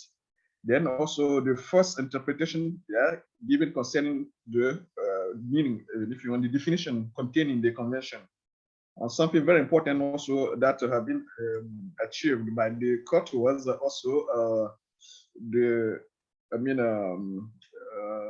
was the interpretation of rape as also as a national crime, and then the recognition of rape also as a crimes and also as a means of war. Something very important that didn't exist before. It's something new. Before the decision of the ICTR, that such kind of approach didn't exist in the international humanitarian law. So it's something very interesting and new in terms of combating impunity. The problem also that has been first also the court was the tribunal was the political environment. Yeah, we know that the other tribunal, for example, in different countries, were established inside the country, but in the case of Rwanda, the case was sitting in Russia for political purpose. Yeah, the cooperation between the government and the ICTR, and then the limitation also the mandate today. The first reporter give us information about this issue. Why, for example, according to the resolution of the UN, the case, the court is really able to deal only with the situation from 1994, but no prior to the genocide. And then put in red, very important, a huge number of suspected persons for committing the crime that was indicated. So why is it important? Before going to the situation of Gakaka, you need to pay particular attention to the situation in some countries. And I will give you here, for example, the case of Ghana, how the national authorities are trying to deal with national crisis. And here you can see, for example, it has some statistics in 2007 and 8, 9 and 10, how many cases have been dealt and how many cases were pending between at a judicial level. So just to show that the African courts, African judiciary bodies system doesn't work. It take the new system, if I can say so. Yeah, because before the colonization, there were African mechanism, African way to deal with African issues. But after the granting independence to African countries and the establishment of the new system, on the European system, you can see that the African courts or tribunal that exists can deal with African crisis. And as you can see here, many cases are pending for the courts. Here also, I give this slide very important because you can see, for example, how many cases are dealing by the national court, for example, in Ghana.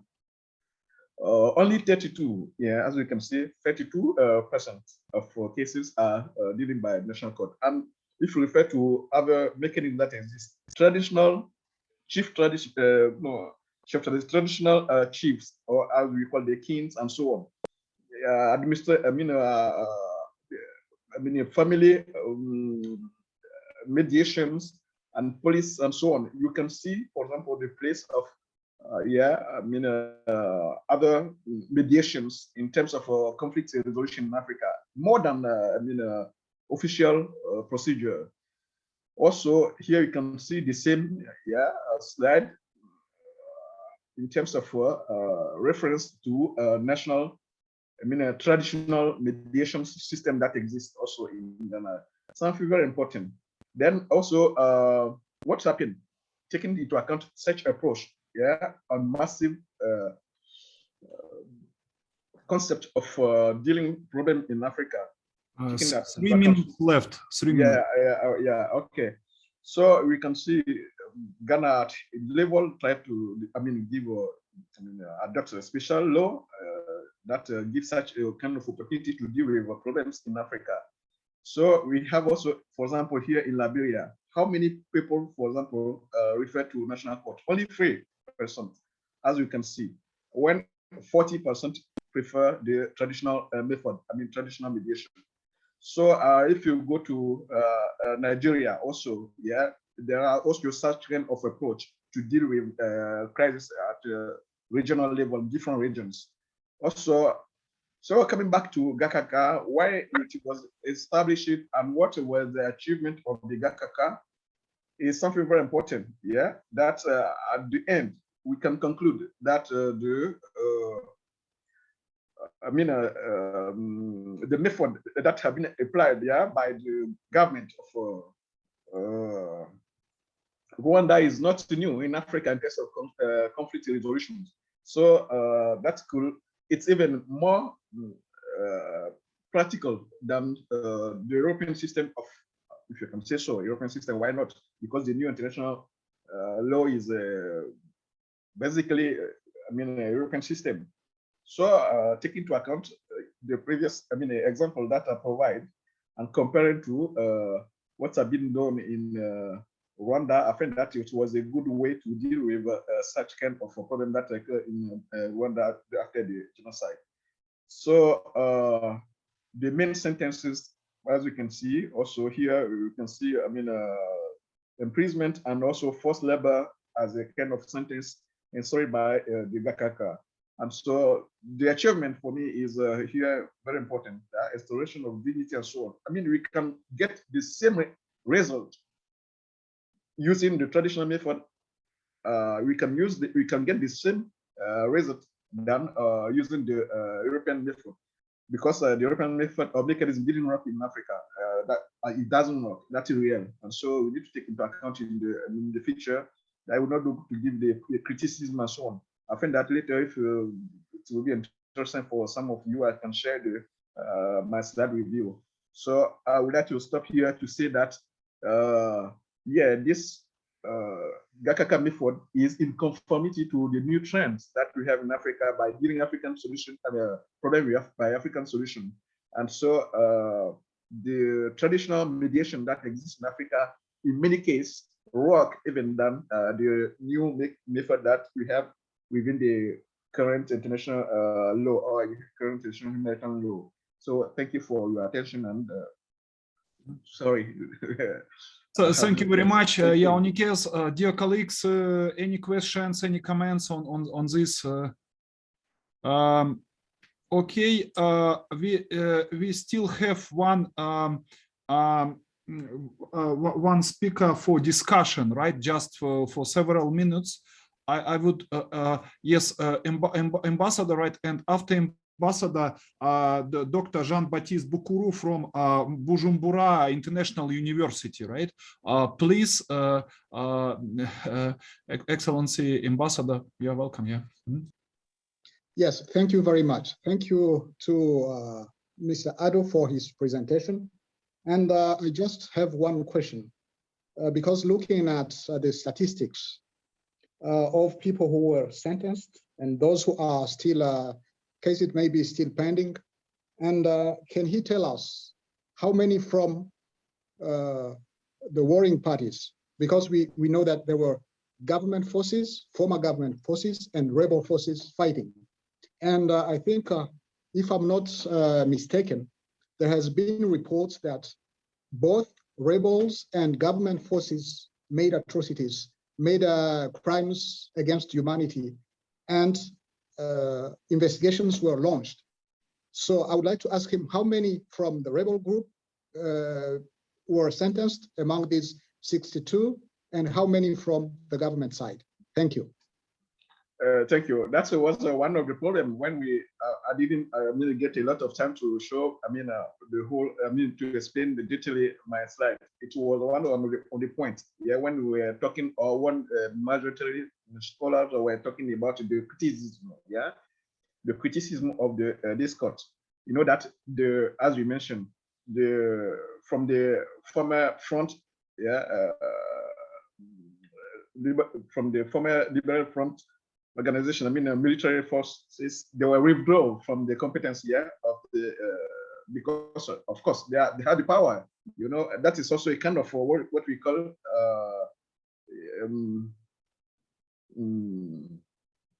victory justice. Yeah, that's also one of the problems that we have, yeah, in dealing with this issue.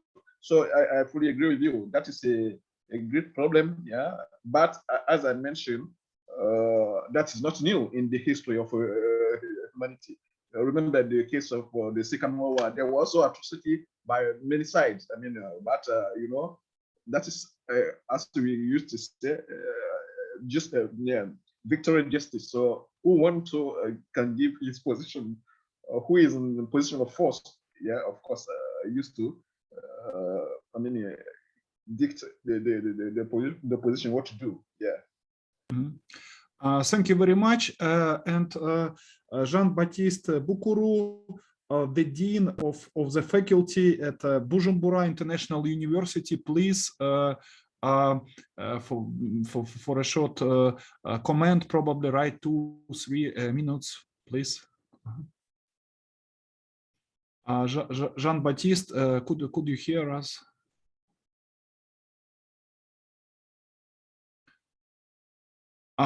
Okay, if there are no other remarks, we stop our first session here, right? I'm not a good moderator, Svetlana Alexandrovna, sorry, right? It took me much more time, and then, you know, I think we discussed some innovative forms, right? We did not discuss really like peacekeeping operations, right? UN peacekeeping, right? Mostly, right? But like engendering and then traditional codes, etc., right? Probably within a second session, you will manage to correct this problem, right? To solve this problem, yeah. The floor is yours. Yeah. Спасибо большое. Добрый вечер. Приветствуем всех, кто присоединился к нашей конференции. Мы сейчас переходим к нашей второй части, и она будет на русском языке. То есть сейчас мы с вами продолжим обсуждать вопросы, которые связаны с миротворчеством, миростроительством, историей становления, но на русском языке. Поэтому сейчас первым, кого мы приглашаем выступить, это Сергей Васильевич Мазов, доктор исторических наук, главный научный сотрудник Центра африканских исследований ИВИ-РАН. И, пожалуйста, подключайтесь. Я вижу, что вы с нами. Пожалуйста, предоставляем вам слово. Да, я с вами. Да, здравствуйте, Сергей Васильевич. Здравствуйте, очень приятно вас видеть и всех остальных. Вот, я давно с вами и с интересом слушал предыдущую часть. Вот, и особенно выступление господина посла Бурунди. И, собственно, все то же самое. Миротворчество – это вовсе не миротворчество. Так есть сейчас, и так было в прошлом. Вот, собственно, доклад можно не произносить. И хорошо, это шутка. Значит, миротворческая операция ООН в Конго, сокращенно НАНУК, началась 15 июля 1960 года после обращения в ООН руководителей Конго и соответствующего решения Совета Безопасности. Ну, для времен Холодной войны сложился редкий консенсус, когда за эту операцию, за ввод войск были и руководители Советского Союза, из Соединенных Штатов, многих западных стран, вот такой флер миротворчества вдруг появился над планетой вокруг несчастного Конго. Ну, цели, конечно, были у всех разные, отнюдь не миротворческие, и разными были представления и намерения о том, как, собственно, должны были действовать вот эти силы ООН, которые оказались в Конго. Вот Хрущев 12 июля на пресс-конференции в Кремле назвал обращение правительства в Конго за помощью в ООН правильным, но выразил сомнение, что Совет Безопасности должным образом на него отреагирует. Трудно, конечно, ждать, что справедливое требование народа Конго найдет сочувствие в Совете Безопасности. Следует разоблачать этот орган с тем, чтобы народы видели, что Совет Безопасности превращен сейчас Соединенными Штатами Америки в инструмент для подавления свободолюбивых народов, на удержание народов в колониальном рабстве. Конец цитаты. Ну, резкие в стиле Хрущева слова советского лидера отражали все-таки тот непреложный факт, что расклад сил во всех структурах ООН был тогда не в пользу СССР. Конголезскую политику разрабатывал секретариат ООН. По состоянию на август 1960 года американцы занимали в нем 23 должности, британцы 16, французы 10, представители Советского Союза 8, индийцы 5.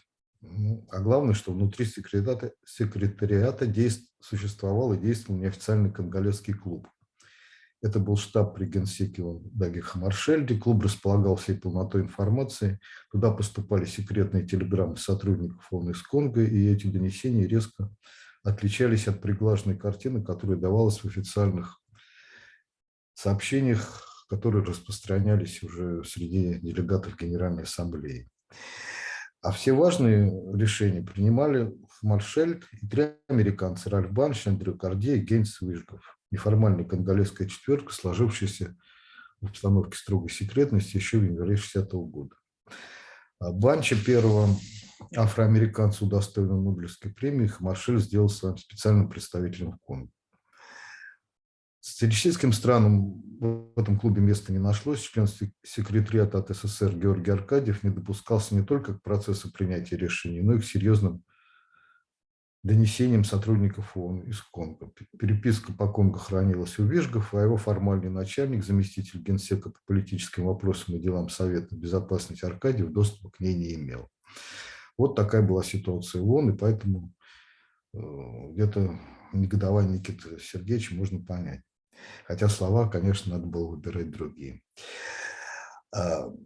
Принятая Совбезом 14 июля резолюция о конголезской операции давала западным странам важные преимущества. Бельгия не была признана агрессором, сроки вывода бельгийских войск из Конго не были установлены, цель военной помощи в Конго не конкретизировалась, но из контекста было ясно, что она состоит в восстановлении порядка в стране, который не может навести правительство Лумумбы. Катанга в резолюции не упоминалось, ничего не говорилось о необходимости сохранять территориальную целостность Конго. Поправка представителя СССР Соболева о проведении операции только силами африканских государств, членов ООН, не прошла. К 25 июля войска ООН достигли определенной Советом Безопасности численности 15 700 военнослужащих из 10 стран: Гана, Гвинея, Ирландия, Либерия, Мали, Марокко, Судан, Тунис, Швеция, Эфиопия. Лумумба рассчитывал с помощью ООН выдавить из Конго бельгийские войска, введенные для защиты белого населения от погромов, которые начались через несколько дней после провозглашения независимости 30 июня 1960 года. Он также надеялся, что ООНовцы помогут ему восстановить контроль над Катангой, богатейшей конголезской провинции, которая заявила об отделении 11 июля. Но его ожидания не оправдались. Бельгийские войска оставались в Конго. На территории отделившейся Катанги силы ООН не вступили. Лумумба требовал скорейшего вывода бельгийских войск и проведения военной операции против режима Чомбы силами ООН, но генсек Хамаршельд не отдавал соответствующий приказ. Лумумбу поддерживал президент Ганы Кваме Нкрума, пытавшийся сыграть собственную игру и вообще особую роль в конголезской кризисе. И Нкрума был, здесь вот говорили об африканском решении, Нкрума в свое время был, конечно, пионером, и его можно было назвать отцом идеи африканского регулирования вот этих кризисов международных в Африке. Вот, значит, он считал, что это должно быть делом африканцев. Но я об этом рассказывал на предыдущем семинаре, поэтому не буду. возвращаться подробно к этому. Значит, 8 августа Лумумба и Нкрума в Акре подписали секретный договор о фактическом объединении Ганы и Конго в единое государство, и в тот же день, выступая в ганском парламенте, Нкрума обозначил свое намерение действовать в Конго самостоятельно в обход ООН.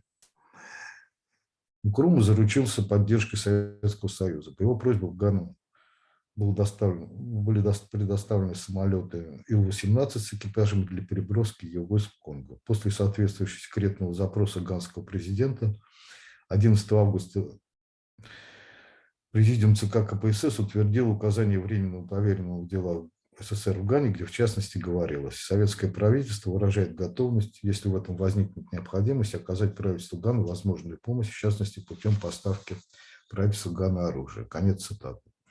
Гана располагала в Конго самым крупным национальным контингентом военнослужащих.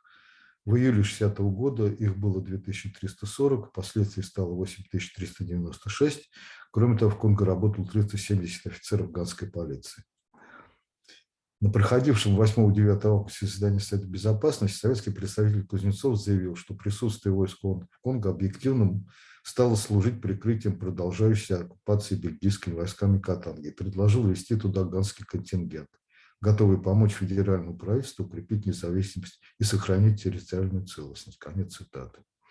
Советский проект на голосование не был поставлен, но ознаменовал рождение тройственного советско-ганско-конголезского альянса, который проводил согласованную линию в конголезском кризисе.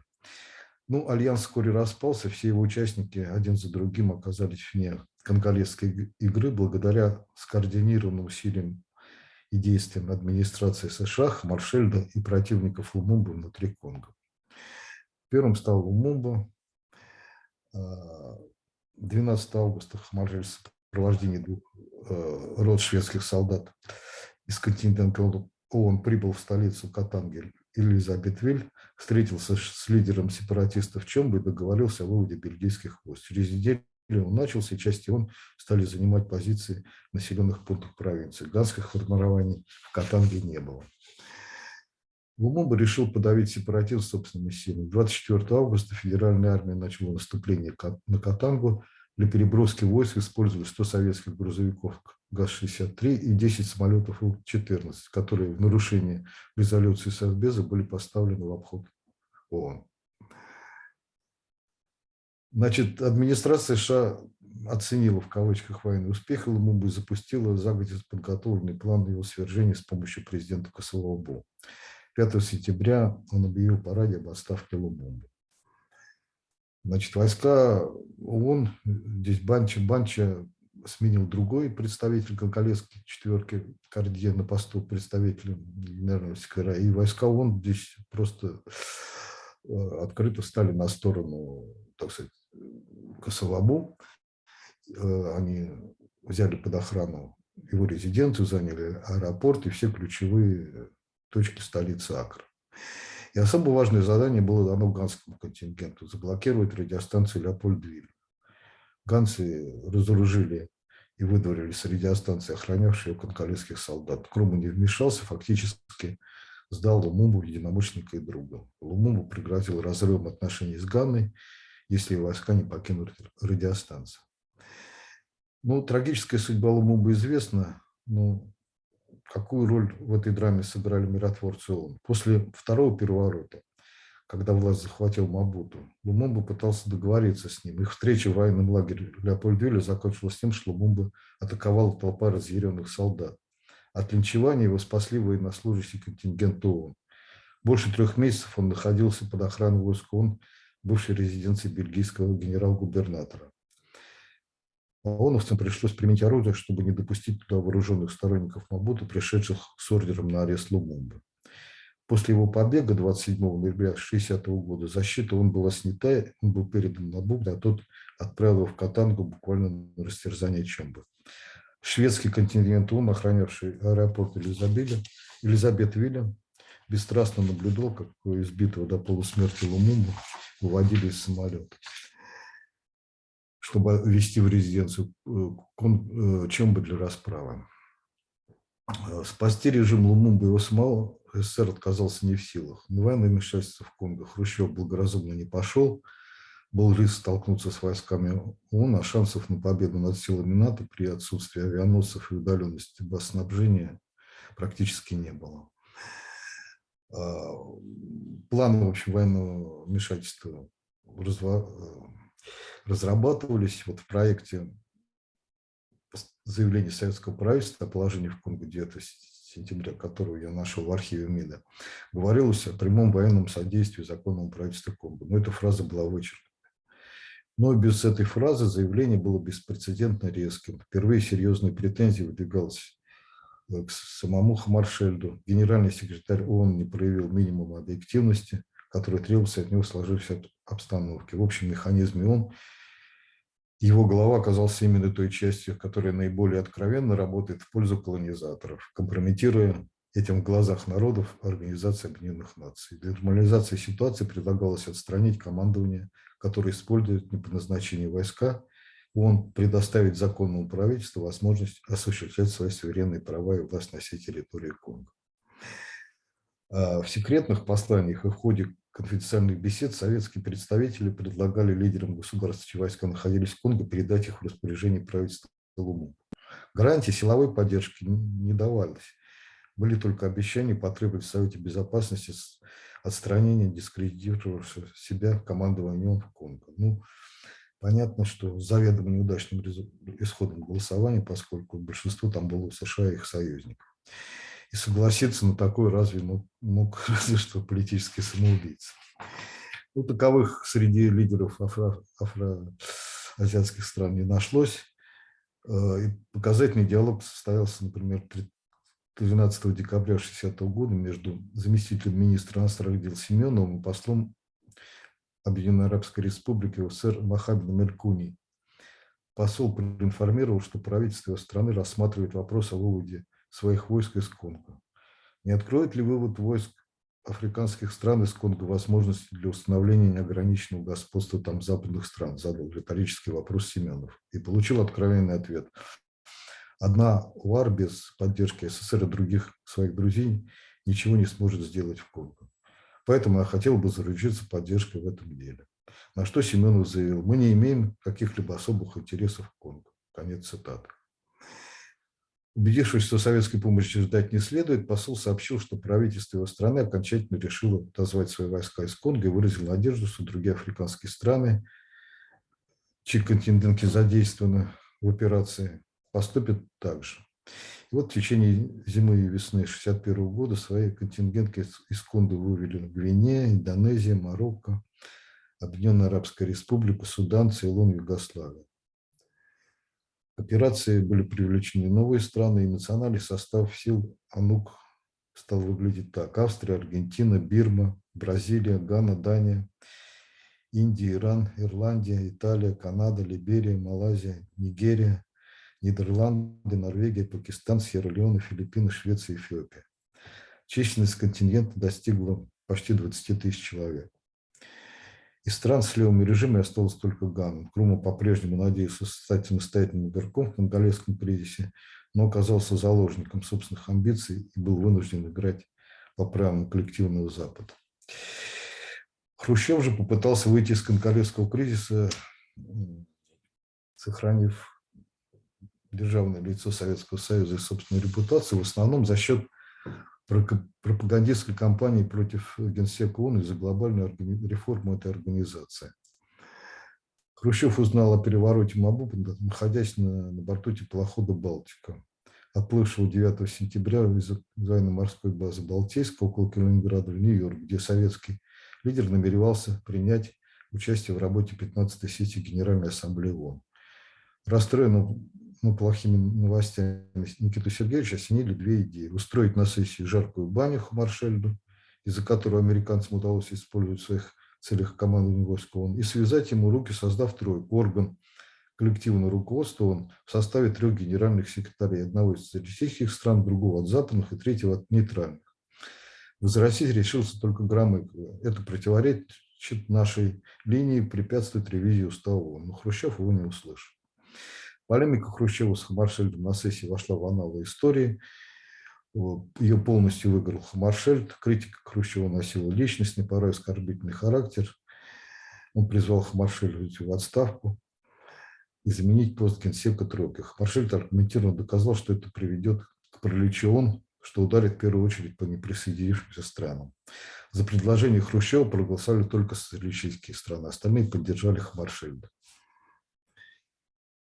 После убийства Лумумбы 13 января 1965 года, о котором мир узнал через месяц, советская позиция в отношении Хамаршельда и операции в Конго ужесточилась. 15 февраля представитель СССР в Совбезе Зорин внес проект резолюции, который обязывал войска ООН немедленно арестовать для предания суду Чомбо и Мабуту, разоружить все находящиеся под контролем воинские части и жандармерию, требовал в месячный срок прекратить операцию ООН в Конго и сместить Хамаршельда с поста генерального секретаря ООН как соучастника и организатора расправы над руководящими государственными деятелями Республики Конго. Конец цитаты. Советские власти прекратили любые контакты с Хамаршельдом, перестали признавать его в качестве официального лица ООН. Представители только двух афроазиатских стран, Гвинеи и Мали, высказали солидарную позицию. Большинство неприсоединившихся стран высказались за сохранение войск ООН в Конго Хамаршельда на посту генерального секретаря. Советский проект был отклонен, и 21 февраля Совбез принял резолюцию, предложенную Либерией, ОАР и Цейлоном. Она коренным образом меняла мандат сил ОНУ. Их миссия включала сохранение территориальной целостности и политической независимости Конго, предупреждение возникновения гражданской войны, обеспечение вывода из Конго всего иностранного военного персонала, а также наемников. Конец цитаты. Фактически войска ООН превращались в одну из сторон конфликта, задача которой была оказать помощь центральному правительству в подавлении катанского сепаратизма. Это то, чего добивался Нкрума, но, к сожалению, ему суждено было решить эту задачу. Оценки деятельности Хамаршельда в резолюции не было. Очередная советская атака на генсека ООН провалилась, Хрущев снова просчитался. А более конструктивными были отношения СССР с Утаном, который стал генсеком ООН после гибели Хамаршельда в авиационной катастрофе 18 сентября 1961 года. Утан предпринимал реальные дипломатические и военные шаги для воссоединения Катанги с Конго. Советский Союз их одобрял, заявлял, что они направлены на устранение основной причины нынешнего конголезского кризиса, ликвидацию очага вмешательства колониальных держав и их агентуры в Катанге. Хрущевская концепция тройки почила в Бозе, требования прекращения операции прекратились. В январе 1963 года силы Чомбо капитулировали, территориальная целостность Конго была восстановлена. После этого Советский Союз возобновил кампанию за вывод войск ООН из Конго. Расходы на конголезскую операцию свыше $400 миллионов на 31 августа 1963 года усугубили перманентный финансовый кризис, который переживал ООН. СССР отказался внести вклад в содержание ООНовских войск в Конго. Советское руководство считало, что расходы должна нести Бельгия как главный виновник конголезского кризиса. По другим мотивам, но тоже отказалась участвовать в финансировании Франции. Деньги на операцию в Конго собрали через фонд Конго под эгидой ООН, куда сделали основные взносы западные страны. Голубые каски находились в Конго до июня 1964 года. Основной вывод, вытекающий из изложенного мной сюжета, сформулировал в интервью, данном в 1990 году, Харлан Кливленд, помощник госсекретаря по международным организациям в Госдепартаменте США в 1961-1965 годах. Он признал, что он действовал в Конго в национальных интересах США, стала силой, которая припугнула Советы. И обрисовал сложности, которые присутствие он создала СССР. Они не могли разобраться в ситуации, они знали, как противостоять нам, но не знали, как противостоять ООН. Конец цитаты. Вот, то есть мы видим, что та ситуация, которую так хорошо обрисовал господин посол Бурунди, она, когда, миротворчество для миротворцев отнюдь не главное занятие, а главное это, так сказать, продвижение национальных интересов своих стран и порой, так сказать, бизнес-интересов чьих-то и своих заодно. вот эта картина имеет глубокие корни, который является, конечно, частью региона Великих Озер и остается очагом нестабильности, экспортом хаоса и нестабильности на весь этот регион. Спасибо. Спасибо огромное, Сергей Васильевич. Огромное спасибо за ваше выступление. Спасибо за то, что вы являетесь таким огромным специалистом и по крупицам собираете вот всю историю, да, особенно вот эта ваша работа в архивах, делает вас таким особенным специалистом. Настолько приятно всегда вас слушать. И действительно хотелось бы обратить внимание на то, что это одна из первых операций, которая происходила на африканском континенте, и она сама же первая начинает нарушать вот основные принципы миротворчества, в частности, беспристрастность, которые являются основой этого же миротворчества. Скажите, пожалуйста, есть ли сейчас у нас вопросы к Сергею Васильевичу? Есть ли вопросы среди выступающих? Пожалуйста. Нет вопросов. Тогда позвольте нам перейти к Спасибо нашему... вам большое за оценку моего скромного труда. Спасибо вам огромное за ваше выступление.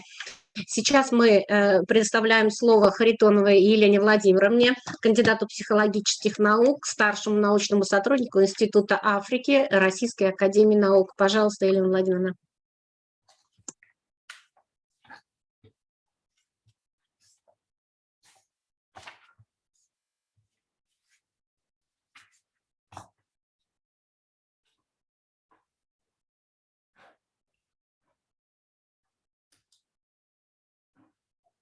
Микрофон надо включить.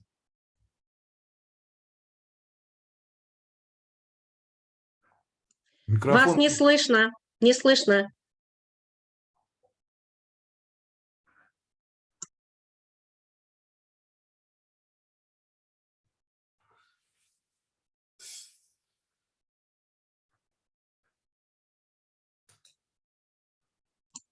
Елена Владимировна.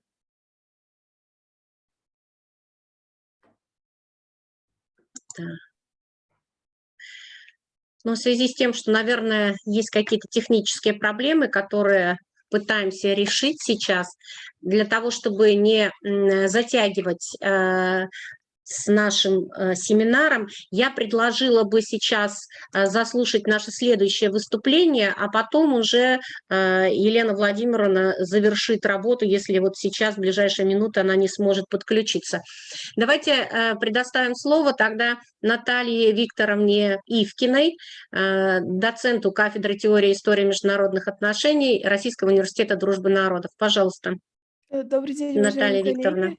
Да, добрый день, уважаемые коллеги. Я прошу прощения, что без видео я приболела и, к сожалению, немножко не очень хорошо себя чувствую, поэтому я надеюсь, что вы меня простите за это.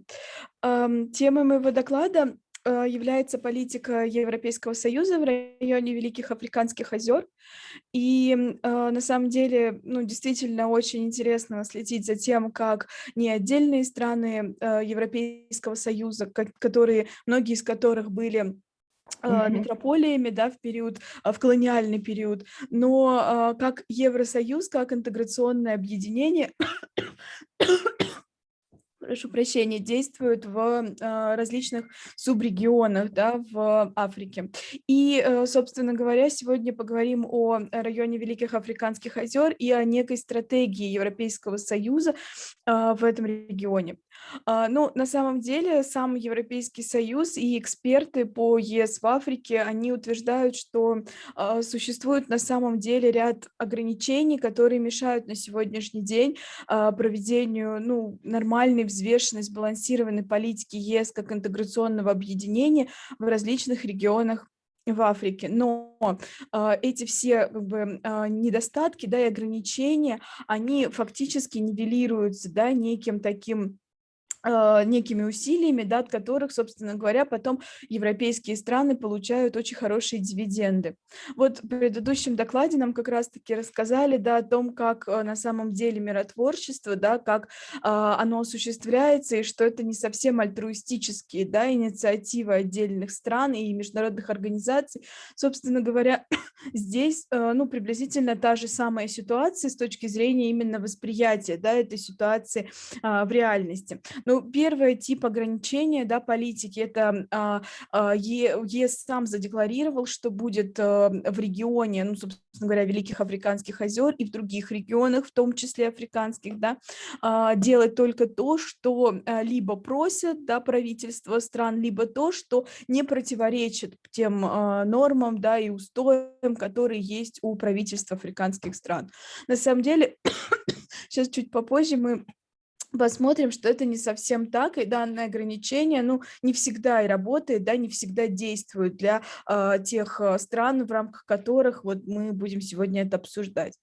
Второй тип ограничений – это Евросоюз нередко вступает в противоречие с отдельными странами, которые считают себя в приоритете в данном регионе, и даже некоторыми международными организациями, которые тоже интересуются регионом, да, и тоже имеют свои интересы.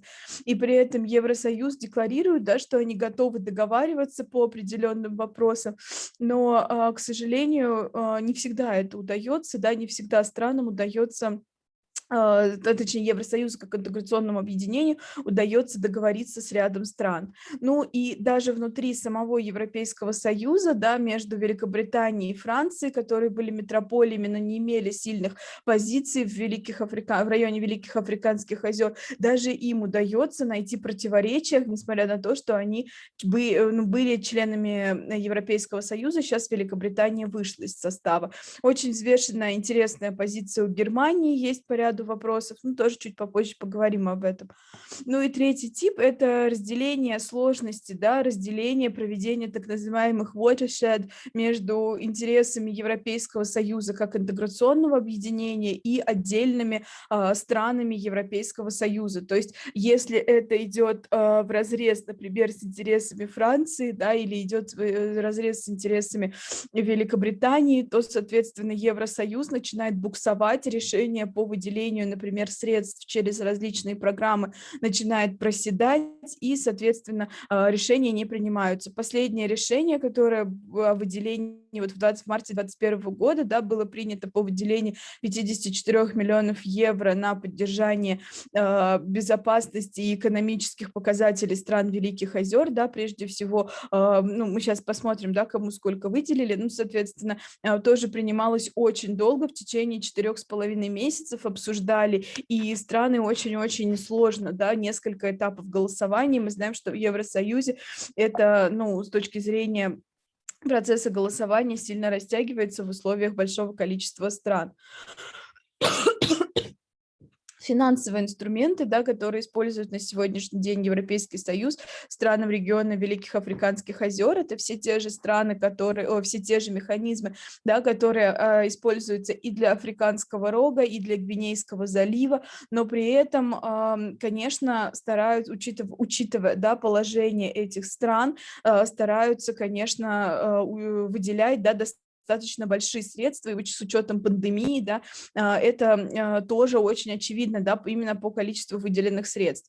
Ну, во-первых, это нормативно-законодательный, да, аспект. Посткотону мы знаем, что это является одним из самых таких значимых механизмов работы Европейского Союза в Африке. Да. Сейчас создана Team Europe, которая объединила, эта программа, да, которая объединила Европейский инвестиционный банк и Европейский банк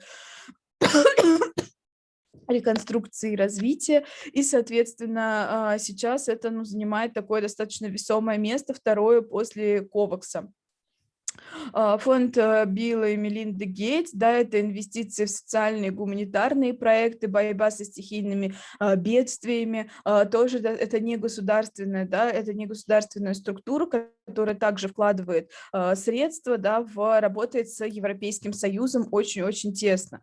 Ну, Европейский фонд развития, ну, конечно, Гави Ковакс, да, сейчас самая, наверное, популярная, самая обсуждаемая, в принципе, программа, которая есть, панафриканская программа, ну, Европейского Союза перенеслось. Ну и вот я специально здесь вынесла, не буду зачитывать, но вынесла, да, прямую речь комиссара по кризисному управлению Евросоюза, да, который, ну, четко описал и показал, да, что есть угрозы, с которыми Африка сталкивается сейчас, и в частности район Великих Африканских Озер, да, это цитата взята из его заявления по именно странам Великих Африканских Озер, что они готовы помогать бороться с различными родами пандемий, да, особенно речь идет сейчас, конечно, о самой актуальной и модной, да, пандемии, это COVID-19, и масштабы гуманитарного кризиса, особенно в ДРК, да, вызывают у Евросоюза большую тревогу, и, собственно говоря, они готовы, да, но готовы, ну, прежде всего, конечно, инвестировать, да, и вот я сказала, что в марте было принято решение о выделении 54 миллионов. Если с инвестициями понятно, да, Евросоюз взял на себя такую вот некую роль, да, какова была, прошу прощения, у Франции и Великобритании, например, да, в периоды постколониального, да, периода, когда они инвестировали именно в те страны, которые были их бывшими колониями, то здесь как бы Евросоюз понимает, да, что к большому сожалению, у него нет такого рычага, да, как постколониальное наследие, и странам надо консолидироваться по какому-то принципу, и вырабатываются концепции Европейского Союза по различным регионам, да, африканским регионам. Например, есть отдельная стратегия Евросоюза по Африканскому рогу, есть отдельная по Сахелю, есть отдельная по Гвинейскому заливу. Вот прям отдельной концепции есть по Великим Африканским озерам, ее как таковой прописанной на бумаге и на сайтах там Евросоюза ее нет. Но страны, вообще субрегион, да, упоминается в Европейской стратегии безопасности 2003 года, да, и говорится не только об экономических показателях, да, но и о наличии политического диалога между Евросоюзом и этими странами. Но только если при ДРК, ну, говорится о том, что все-таки там самое главное — это вопросы безопасности, да, стоят, то здесь вот у Уганды, Бурунди и Руанды есть некий такой, ну, такая отсылка к политическому диалогу. И, собственно говоря, исходя из анализа, который проводится сейчас в большинстве своем, в том числе, вот мы чуть дальше посмотрим, аналитическими центрами Европейского Союза, то наибольшее количество как бы информации, которую можно получить именно по ЕС как интеграционному объединению и политическому диалогу с этими странами, да, это, конечно, европейские представители. В некоторых странах, таких как Уганда и Бурунди, есть представители ЕС по иностранным делам после 2007 года и принятия Лиссабонского договора. Это достаточно актуальная тема.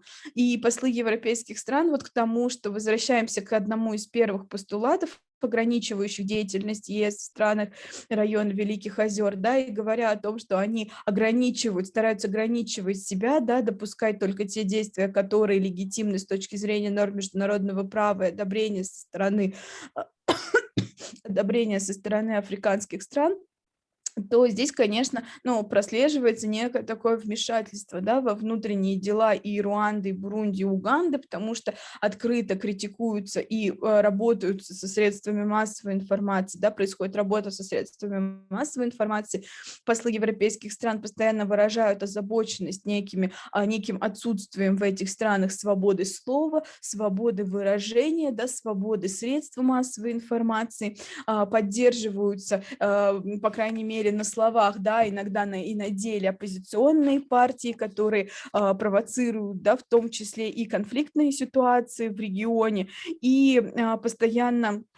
Что касается Руанды, то были прецеденты, да, когда европейские страны обвинялись, европейские представители, да, именно послы обвинялись в том, что они пытаются вмешаться в избирательный процесс в стране, да, делая отсылку к тому, что необходимы правозащитные организации, которые, собственно говоря, могли бы защитить граждан этих стран, да, от незаконного вот такого вот вмешательства. Ну и что касается негосударственных акторов и их интереса к региону, то я вот уже сказала, что Простите. Я уже сказала, да, о том, что очень большое внимание аналитические центры, именно евроспециализированные, уделяют Африке и, в частности, региону вот Великих Африканских озер.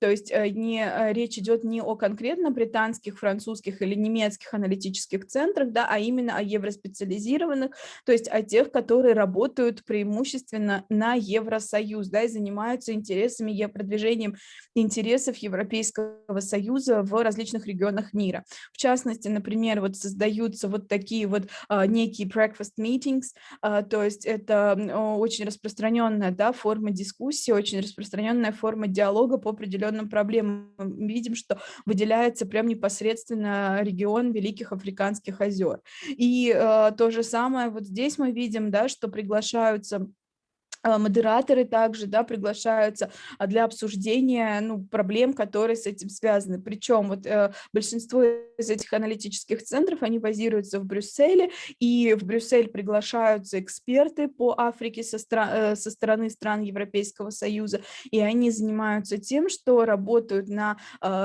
то, как Евросоюз может выработать и что Евросоюз как интеграционное объединение может предложить. Ну, вот одним из последних докладов, да, было в одном прошу прощения, в одном из последних докладов, да, было очень интересное предложение. Евросоюз предлагает себя как модель для развития интеграционных процессов в Африке, чтобы шел поступательный процесс как в Евросоюзе от экономики в сторону политики и дальше, включая сферу безопасности, да, чтобы продвигать вот эту идею Африка для африканцев, чтобы они сами могли работать на то, что называется консолидацией усилий на территории своего региона, и, соответственно, ну, очень мнимо, да, можно это брать, конечно, вообще в кавычки, в принципе, чтобы они сами могли без участия посторонней иностранной помощи могли принимать решения и участвовать, собственно говоря, в процессах интеграции. Это, в это очень слабо, если честно, верится, и, скорее всего, как и многие другие инициативы подобного рода, они останутся, скорее всего, на бумаге, потому что самим европейским странам, да, наиболее сильным бывшим метрополиям это невыгодно с точки зрения того, что если они потеряют рычаги управления в регионах, и в том числе особенно, да, речь идет о Сахеле и Африканском роге, то, соответственно, они просто, ну, останутся без сфер своего влияния, которые есть у них на сегодняшний день. И как критикуя, да, есть очень большое количество критики со стороны отдельных как раз уже европейских, да, не евроспециализированных, а евроориентированных аналитических центров, которые жестко критикуют вот эти вот евро-брюссельские центры, которые говорят о том, что у каждой страны все равно остается внешнеполитический суверенитет, и Европейский Союз не может, да, диктовать, что делать и как заниматься теми вопросами, которые связаны особенно с Африкой. Очень остро стоит дискуссия по этому поводу, да, например, там условно фонд Конрада Аденауэра, да, предлагал встречу на своем как бы поле, да, на своей территории, но, например, ряд французских центров просто отказались от этого, и там очень быстро эта программа, которая появилась, да, в качестве дискуссии, можно было эту онлайн-трансляцию потом в Ютубе посмотреть, но, к сожалению, она не состоялась. Ну, мое предположение, что, скорее всего, просто французы отказались. Спасибо большое. Прошу прощения за... Спасибо большое. Спасибо большое за ваше выступление. Хотелось бы уточнить по поводу вот чего. Скажите, пожалуйста, вот Европейский Союз, он является таким важным политическим игроком в области безопасности именно в данном районе, районе Великих Озер, и связано это с тем, что первые 4 таких миссии общей политики безопасности и обороны прошли в Конго. Огромное количество помощи выделяется Европейским Союзом, которая направляется от 4 государства региона. И тем не менее, несмотря на такую общую позицию, которая существует в рамках Европейского Союза как такого интеграционного объединения, существуют лидеры государств, которые все-таки имеют больший интерес, да, то есть как бы в проведении ряда операций в различных государствах. Не могли бы вы нам рассказать все-таки о тех государствах, чья деятельность в рамках операций Европейского Союза, да, то есть как бы в регионе озер, на ваш взгляд, является наиболее такой превалирующей? И позиция этих государств, она достаточно так широко представлена в Европейском Союзе своими собственными интересами. Да, спасибо большое, Светлана Александровна. Ну вот, если говорить о том, что вот я сказала, да, что в колониальный период ни Франция, ни Великобритания не смогли завоевать, да, там какого-то особого положения, да, но в период, например, холодной войны и в период после холодной войны, да, когда начинался фактически строиться, да, постколониальная вот эта система, то, соответственно, большую часть перетягивала на себя, конечно, Франция, да, то есть у Франции была самая серьезная позиция по тому, сколько они там пытались инициатив, да, своих продвинуть и так далее. На сегодняшний прошу прощения, на сегодняшний день, как бы, да, Европейский Союз как интеграционное объединение, он, конечно, старается учитывать позиции отдельных стран. И если посмотреть по голосованию, да, как в Евросоюзе голосуют по определенным вопросам, особенно по вопросам выделения средств и по поводу продления санкций, да, вот против чиновников, например,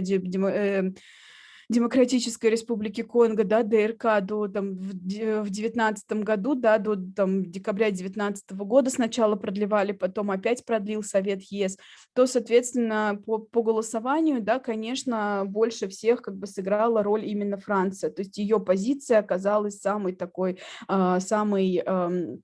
взвешенный. А если говорить о миротворчестве, то усилия как бы по миротворческой деятельности, да, вот интересно тоже, опять же, по Конго, да, как после президентских выборов, да, наравне с ООН, ЕС так считает, да, что наравне с ООН поддерживали войска Евросоюза порядок, да, в стране. Однако эта миссия складывалась очень и очень сложно, и если почитать анонсы, да, которые предлагают европейские как раз-таки аналитические центры, то сделан вывод, да, что европейским солдатам просто не доверяют.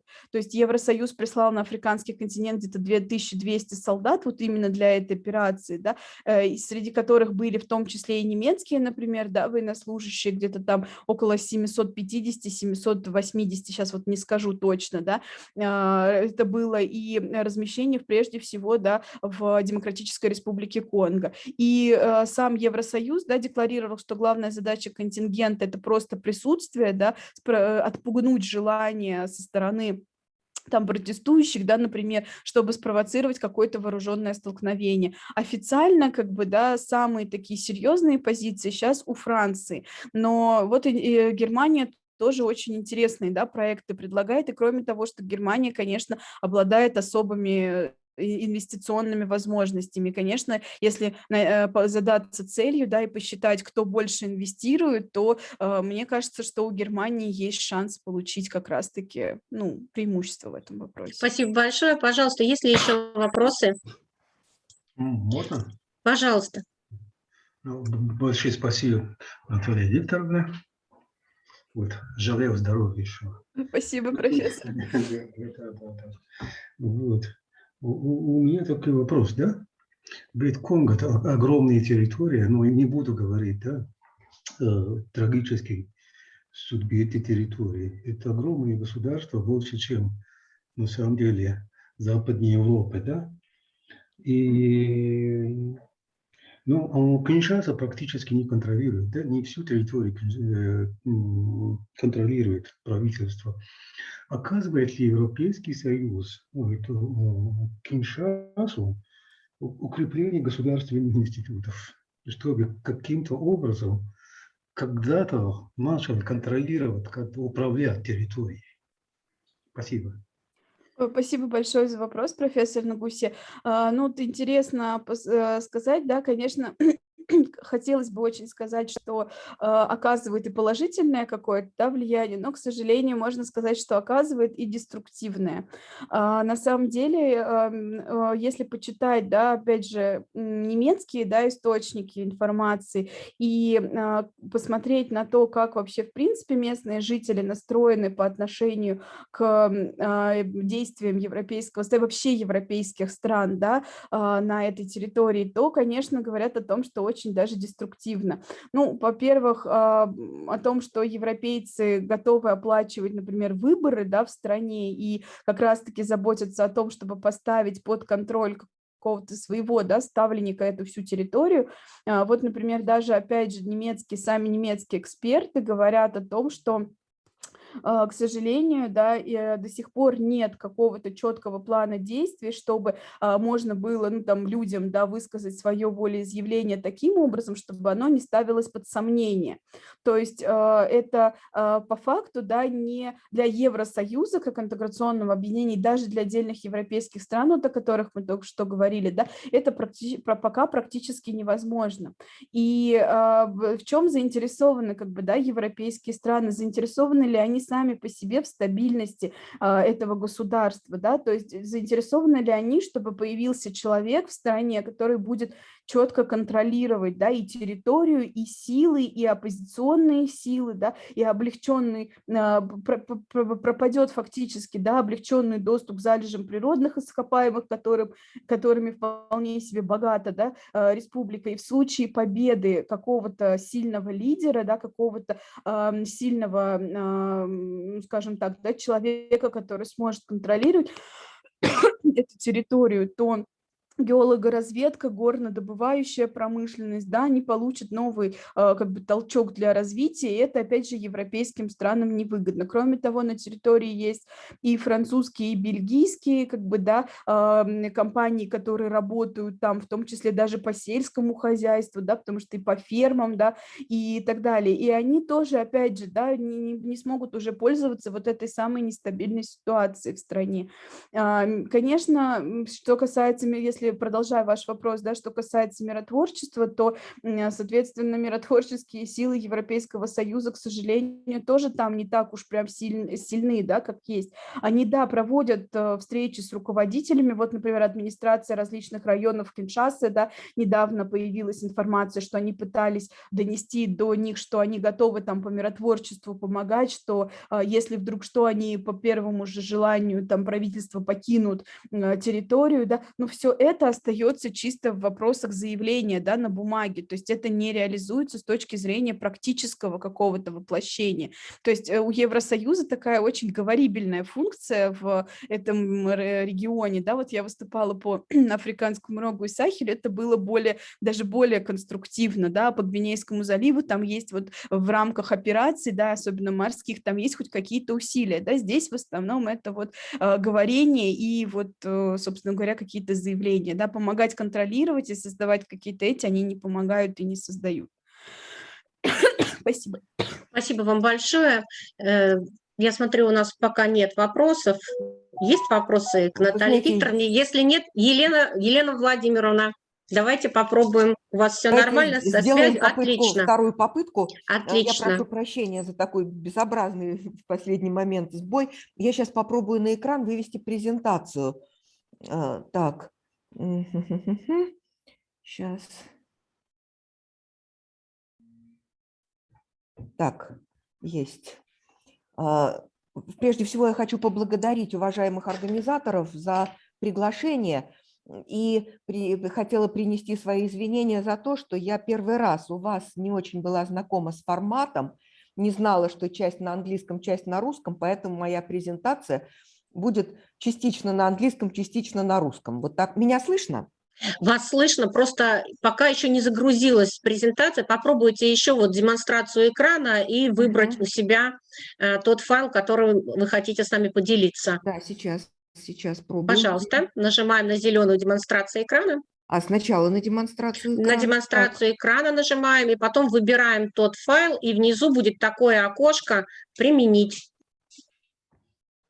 Выбирайте файл, каким вы хотите поделиться. О, Господи, да что же это за... А вы не могли бы мне этот файл отправить, если это так сложно? Я помогу вам. Да, а у нас есть время? Я с удовольствием это сделаю. Давайте попробуем. Давайте попробуем отправить эту презентацию. Если не получится, то тогда можете просто выступать без презентации, что сделать. Да, ну давайте 2 минуты мы сделаем попытку все-таки Давайте отправить. сделаем 2 минуты попытку отправить презентацию. Да, так, одну секунду. Мы нажимаем на демонстрацию экрана, Нет, затем сейчас я пробую отправить. послать. Да, пробую Хорошо. отправить. Мгм.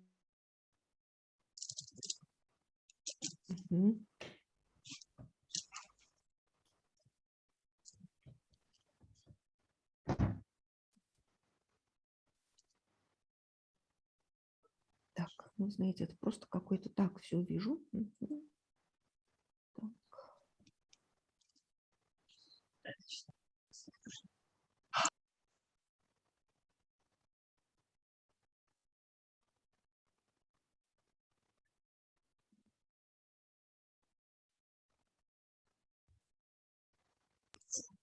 Так, все, я отправила. Хорошо, вы отправили мне на почту, да? Я отправила вам на почту. Спасибо большое. И с Сейчас. вашего позволения я могу пока начать говорить какие-то вступительные Да, слова. пожалуйста, давайте. Прежде всего, я хотела бы поблагодарить всех, кто выступал передо мной, потому что... Так, сейчас. Теперь как мне вернуться в конференцию-то, боже ты мой.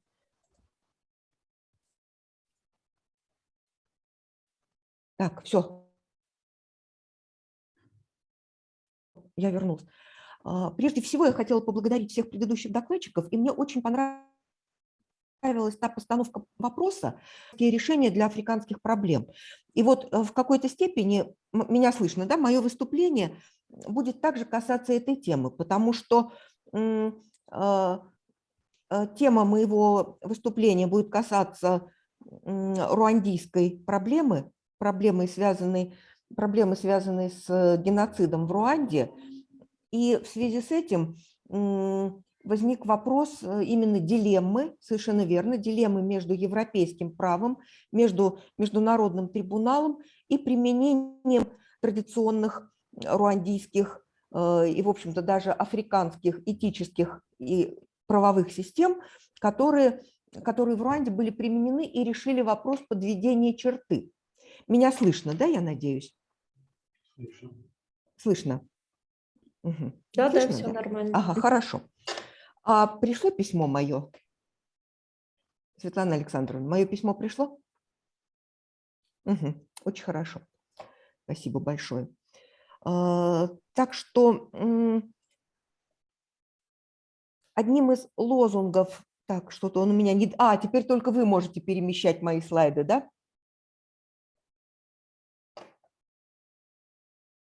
Светлана Александровна, только вы можете мои слайды перемещать, да? Можно второй слайд? Можно, вот так, да? Да. Угу. Вы мне говорите следующий слайд, и я вам буду помогать. Да, большое спасибо. Вот следующий слайд, будьте любезны. Следующий. Угу. Этот? Нет, это первый, это титульный лист. Хорошо, вот этот или следующий? Вот следующий. Получается? Вот этот? Квибука? Нет, это вы где-то в конце находитесь. Надо вернуться в самое начало презентации. Квибука это уже где-то в конце. И нажать на второй слайд. Первый это титульный лист, да. Руанда, а второй... Слова Нельсона. Слова Нельсона Манделы. Да, отлично. Совершенно верно. Угу. Да, ну я думаю, я достаточно кратко и без каких-то отступлений проведу эту презентацию, потому что я понимаю, что... Так, но не вышел второй слайд. Вы не видите второго слайда, нет? Нет, нет. Слова Нельсона Манделы, да, то есть как бы вы его видите, да? Да, мы его видим. Уважаемые коллеги, вы видите презентацию? Светлана Александровна, нет, у нас тоже первый. Тоже нет. У нас Я не вижу. перемещается. Угу. А мне видно. Кто видит презентацию? Я вижу. Все видят. Первый слайд. Вот, Нет, я не вижу, например. Мы видим первый слайд, Светлана Александровна, первый слайд. Да, мы первый видим слайд. 94-21. Заголовок, да, заголовок, титульный лист. Но, к сожалению, второго... Так, я убрала презентацию, да, то есть как бы вот сейчас ничего нет. Давайте попытаемся еще раз вот эту презентацию загрузить. Давайте попытаемся. Вот она видна сейчас? Вот презентация. Мне написано, что я не могу включить демонстрацию экрана, поскольку это осуществляется Да, я уже включила я уже включила вашу презентацию. Видна презентация, уважаемые коллеги, видна? Видна. Видна. То есть вот я нажимаю на второй слайд. Давайте второй слайд. Хорошо, второй слайд. Вот, замечательно.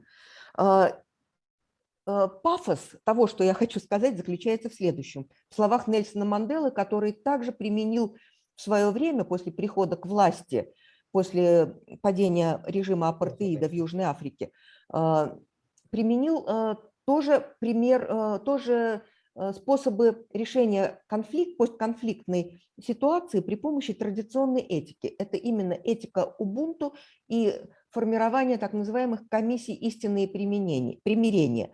Это же было применено и в Руанде после геноцида. Слова Нельсона Манделы вы видите на экране, что воевать и разрушать очень легко, а настоящие герои – это те, кто устанавливает мир и начинает строить. В связи с этим, давайте следующий слайд, если можно, Светлана Александровна. Да, геноцид в Руанде. Геноцид в Руанде, как уже было сказано, я не буду останавливаться на подробностях, привел в недоумение и приводит в недоумение до сих пор всех исследователей этого события. То есть как в конце 20 века, после Нюрнбергского процесса, в эпоху телевидения и развития средств массовой информации, на глазах у мировой общественности, в присутствии фактически миротворческих подразделений ООН за почти 100 дней погибло около 1 миллиона человек. Это до сих пор просто невозможно объяснить. Но тем не менее мы, как говорят руандийцы, должны помнить Квебука и должны проводить анализ того, почему, как это могло произойти. Если можно, следующий слайд.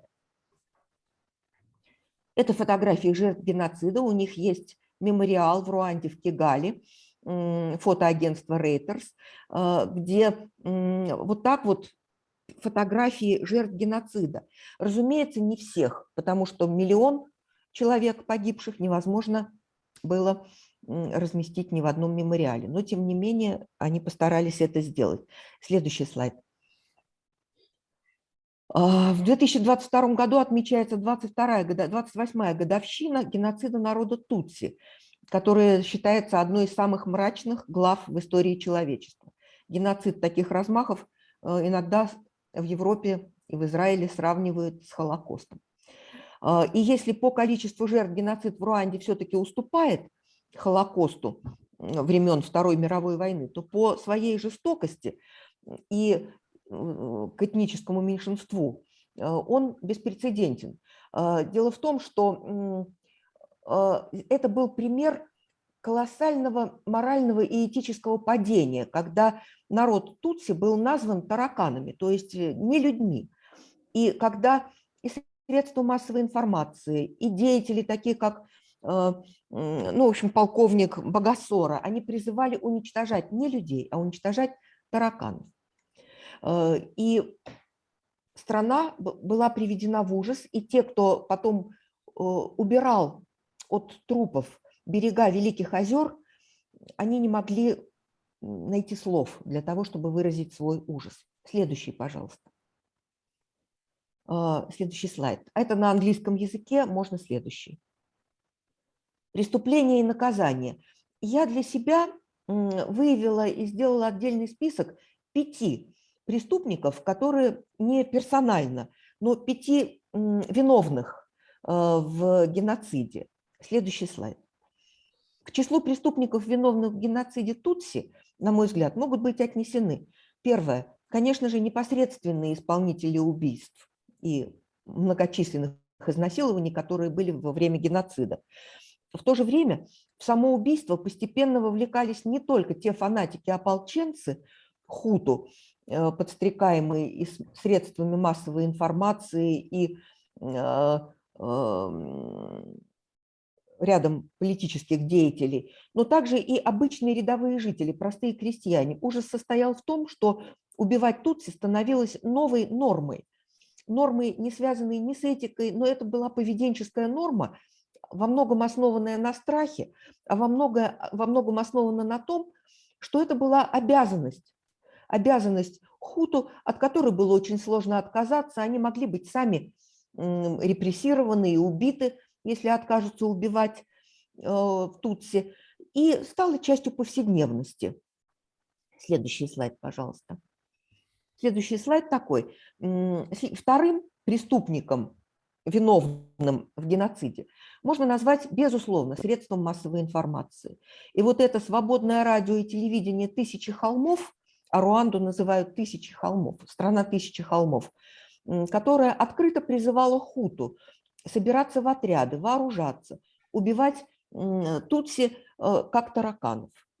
Это становилось определенным видом спорта и, как я уже сказала, обыденным событием. И потом, когда спрашивали диктора телевидения, я не помню, как ее звали, Барбара, если я не ошибаюсь, почему это происходило? Она говорит, мы считали это нормой, мы считали это нормальным, мы не считали, что это что-то из ряда вон выходящее, то есть какое-то всеобщее умопомрачение. Следующий слайд. Третьим виновным я бы назвала непосредственного инициатора геноцида, давшего старт геноциду, полковник Богосора. 7 апреля 1994 года, сразу на следующий день после известного события убийства президента Руанды Жувеналя Хабяримана и убийства президента Бурунди в самолете, когда был сбит самолет недалеко от Кигали из переносного из ПЗРК, и он отдал приказ армии и ополчению убивать тутси везде, где их только можно найти. Следующий слайд. Четвертым виновником, безусловно, является Организация Объединенных Наций. Кофи Аннан, который тогда был генеральным секретарем ООН, принес извинения. Он взял вину на себя. Он признал, что ООН, если и не была непосредственным исполнителем, то во всяком случае с молчаливого согласия это происходило. Он происходил на глазах и в присутствии так называемых миротворцев ООН, голубых касок. И событие там было таково, что после убийства синих касок, это было 10 бельгийских солдат из миротворческой миссии ООН, которые защищали премьер-министра Руанды Агату, я не смогу произнести, Совет Безопасности ООН, во-первых, сократил число контингент миротворцев до 270 человек, которые к тому же были скованы мандатом наблюдателей, который разрешал им только использовать оружие только в качестве самообороны и никак не вмешиваться в события. Они были действительно реально только наблюдателями, что они и делали. Следующий слайд. Как это ни парадоксально, как это ни странно, но следующим виновным в событиях 1994 года в Руанде можно считать деятелей христианской церкви. Во время геноцида лишь несколько высокопоставленных представителей католической, англиканской и методистской церквей публично призывали к прекращению массовых убийств. Остальные, так же как и наблюдатели ООН, делали вид, что ничего не происходит. Это можно расценить как попустительство, что именно и сделали люди. Следующий слайд. И я назвала этот слайд «Причины и следствия», потому что в результате вот таких действий представителей христианской церкви, мне очень неприятно это произносить, но тем не менее это факт, после геноцида многие уцелевшие покинули лоно христианской церкви в Руанде, приняв мусульманство. Ислам был единственной конфессией, безоговорочно осудившей геноцид, и существуют факты, что имамы в те дни отказались проводить различия между тутси и хуту, призывали всех граждан противостоять резне, и за 10 лет после трагедии число мусульман в Руанде выросло в 2 раза, с 7 до 14%. Это факт. Следующий, пожалуйста, слайд. Тем не менее, существовали попытки миротворческих действий в ходе геноцида, то есть именно вот в период этих 100 страшных дней в Руанде. Со стороны хуту были те, кто помогал тутси. Они при этом рисковали собственной жизнью, многие из них были причислены к преступникам и убиты, так же, как были убиты представители народа Тутси. Но, тем не менее, был такой человек, Пол Русисабаджина, руандиец, который получил всемирную известность после выхода в свет фильма «Отель Руанда» на основе его воспоминаний. Этот фильм был номинирован на премию «Оскар». Он говорит о том, рассказывает о том, как менеджер отеля в Кигале сумел использовать свое влияние и связи, чтобы защитить всего-навсего 1268 гражданских лиц тутси и умеренных хуту. Всего, но с другой стороны, это 1268 жизней. Попытки миротворчества в ходе геноцида далее. Ромео Даллер, командующий миссией ООН в Руанде, после сокращения миссии он получил приказ покинуть страну, но не подчинился приказу. Фактически это было нарушение устава, потому что он военный. Он получил приказ покинуть страну, но не подчинился и стал создавать специальные зоны безопасности для тутси. Миротворцы ООН в этих зонах сумели все-таки организовать питание, медицинскую помощь и защиту, благодаря чему удалось спасти еще около 32 тысяч человек. А мы знаем, что во время геноцида не было безопасных мест. Их призывали собираться в храмах, и именно в этих храмах их массово уничтожали. Следующий слайд. Мы говорили о преступлении, а теперь мы поговорим о наказании. Сразу после прихода к власти Руандийского патриотического фронта начались уголовные преследования зачинщиков исполнителей геноцида. Был создан Международный трибунал по Руанде. В течение 10 лет более 1 миллион 300 тысяч человек были осуждены по обвинению в геноциде. И вот главный инициатор, о котором я уже говорила, генерал Багасора, получил пожизненное заключение, его нашли. И все получили серьезный, в том числе и пожизненный срок. Вместе с тем, европейские суды, действия Международного трибунала не примиряли, а разобщали людей, которые продолжали говорить на одном языке Кенья-Руанда, жить на одних холмах. Геноцид закончился, а мир не наступал. И это было очень большой проблемой, потому что действительно все это было очень близко, они жили вместе, им надо было продолжать жить. И вы знаете, как раз европейские суды, они были основаны на таком принципе, что обязательно должно быть понесено наказание, виновные обязательно должны были быть наказаны, должно было быть справедливое возмездие. И все это верно. Но истерзанная войной гражданской, вот этой вот геноцидом, этим ужасом в истерзанной стране, нужно было какое-то другое решение. И вот здесь вступило в силу как раз африканское решение для африканской проблемы. Будьте любезны, следующий. Еще один, потому что это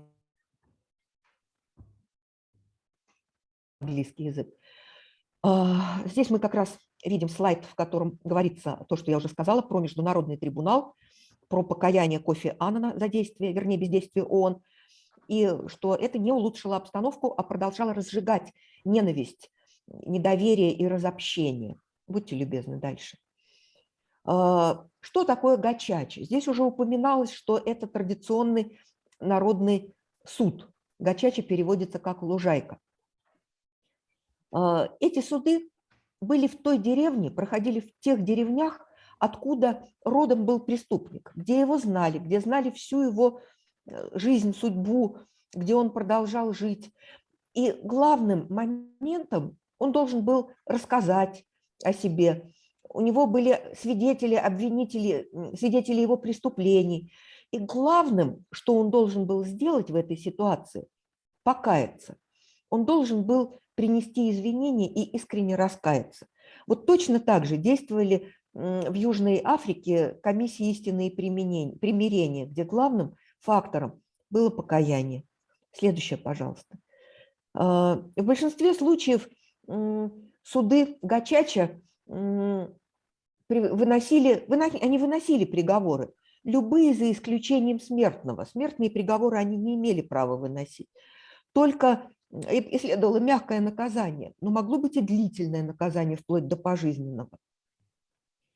Вместе с тем, сейчас, ну, там чуть-чуть пораньше, вместе с тем, несмотря на то, что суды Гачачев выполнили свою роль, потому что было подсчитано, что если провести через Европейский трибунал всех преступников, виновных в геноциде, то эта процедура, эти процессы могли бы растянуться на 200 лет, и не хватило бы ни одной тюрьмы, и примирение не наступило бы. И эти суды вызывали, конечно же, сомнения у правозащитных организаций, потому что как же так, в Европе не так, все должно было быть организовано в соответствии с правовой процедурой. И вот представительница Human Rights Watch Элисон Десфорджес, она говорила, что не было юридических представительств, не было адвокатов, и что вообще все эти действия как бы незаконны. Но, тем не менее, теми, кто впоследствии изучал эту ситуацию, они отнесли суды Гачача к так называемому транзитному праву, которые на вот этом вот интервале временном были необходимы, и они сумели подвести черту под вот этим разобщением, ненавистью, расчеловечиванием. И прекратили свое действие. Мне очень понравились слова заведующего кафедрой международного права юридического факультета МГУ Алексея Исполинова. Он привел пример. Он говорил о том, что бывают ситуации, когда я выступаю за плюрализм юридических подходов. Он говорил о том, что да, существует такая максима, которая звучит так, она имеет и латинское звучание. Пусть рухнет мир, но свершится правосудие. Но Африка выбрала другой путь. Она выбрала путь мира. И вот та цитата, те слова Нельсона Манделы, которые у меня в самом начале презентации, они вот как раз об этом говорят, что можно судить, можно добиваться правосудия, но руандийцы пошли другим путем, у них лозунг Квебука – это «мы помним», так же, как и Мандела говорил, я могу простить, но не могу забыть. Он также призывал вот к этому. Но на вот этом временном интервале проблема фактически была решена, что было очень важно. И в результате всех событий предшествующих из паспортов руандийцев исчезла графа «национальность». Они уже перестали быть тутси, хуту, и на вопрос «кто я?» они могут ответить только одно – «я руандиец». И мы знаем о том, что дальнейшее развитие Руанды, конечно, не без влияния европейских стран, оно пошло по пути демократического развития. Сейчас инвестиционный климат Руанды один из самых привлекательных в Африке. Конституция руандийская – это фактически частично модифицированная конституция бельгийская. Но здесь речь идет о том, что иногда нужно именно так поступить. Может быть, это, хотя и осуждается представителями европейского права. В этом смысле мое мнение очень совпадает с мнением предыдущего докладчика Натальи. Спасибо за внимание. Спасибо большое за вашу презентацию. Уважаемые коллеги, есть ли вопросы к Елене Владимировне? У меня вот такой вопрос. Вы занимаетесь такой очень интересной темой, которая как бы уделяет большое внимание применению прецедентов таких традиционно африканских этических систем к решению внутриполитических конфликтов вот этого посткризисного периода. И у вас выходят и публикации на эту тему, вы сравниваете ЮАР, Руанду, где кризис начался практически в одно и то же время. На ваш взгляд, вот использование этих исходно традиционных таких форм этики, да, насколько оно поможет преодолевать конфликты именно в таком африканском контексте? Вы знаете, очень хороший вопрос. Я думаю над этим очень давно и серьезно. Дело в том, что, вы знаете, на каких-то локальных интервалах временных и в каких-то ситуациях бывает так, что другого выхода просто нет. Как будет развиваться в дальнейшем? Вот мы увидели, что в Руанде в дальнейшем ситуация пошла по мирному пути, снижение практически криминогенной обстановки, очень высокого уровня порядка, законности в государстве. А в ЮАР этого не наступило. Но на том периоде Манделе удалось избежать гражданской войны. Ему удалось избежать мести за апартеид. Ему удалось избежать того, что, может быть, не удалось избежать, допустим, в Южной Родезии, которая называется Зимбабве, когда изгоняли белых фермеров просто на основании того, что они относились к колонизаторам, к классу эксплуататоров и так далее.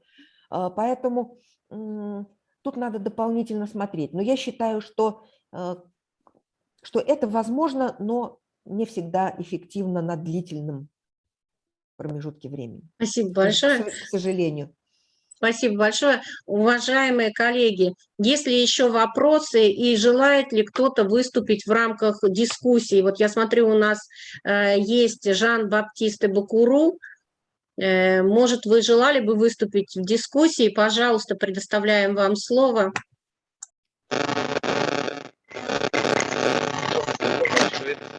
Меня слышно? Да, слышно. Немножко есть шум, но слышно.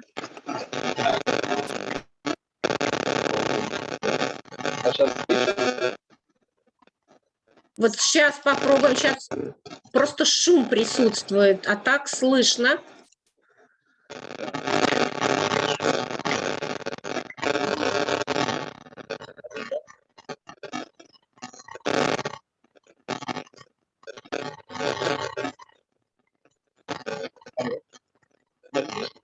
Давайте попробуем, давайте.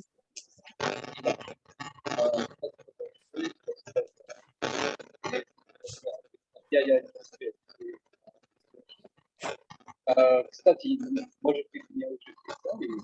Я выпускник МТМ, кафедры международного права. Вот. И тема миротворчества и миростроительства.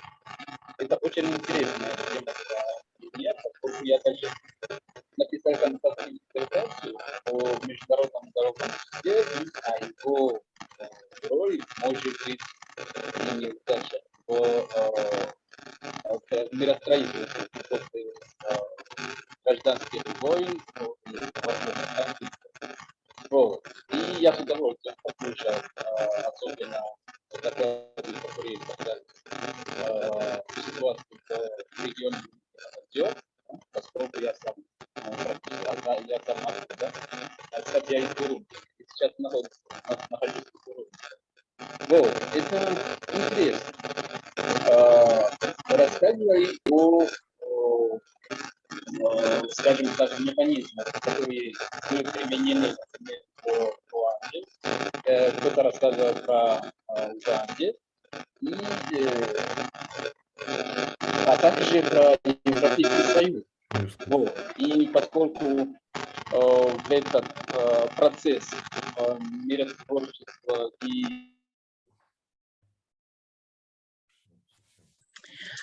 К сожалению, получается, вот не удается нам наладить вот связь для того, чтобы... Простите, пожалуйста, шум очень такой сильный, и связь, конечно, желает быть лучшей. Получается, что мы вас хорошо не слышим, поэтому, к сожалению, надо как бы либо настроить микрофон, либо... Получается, что мы даже не слышим, о чем вы говорите, к сожалению. Так, сейчас меня слышно? Да, вот так, отлично.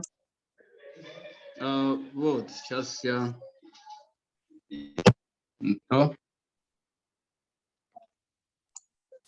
Ага. Пожалуйста. Теперь... Да. Спасибо. Вот, то, что я уже рассказывал, наверное, уже слышно было.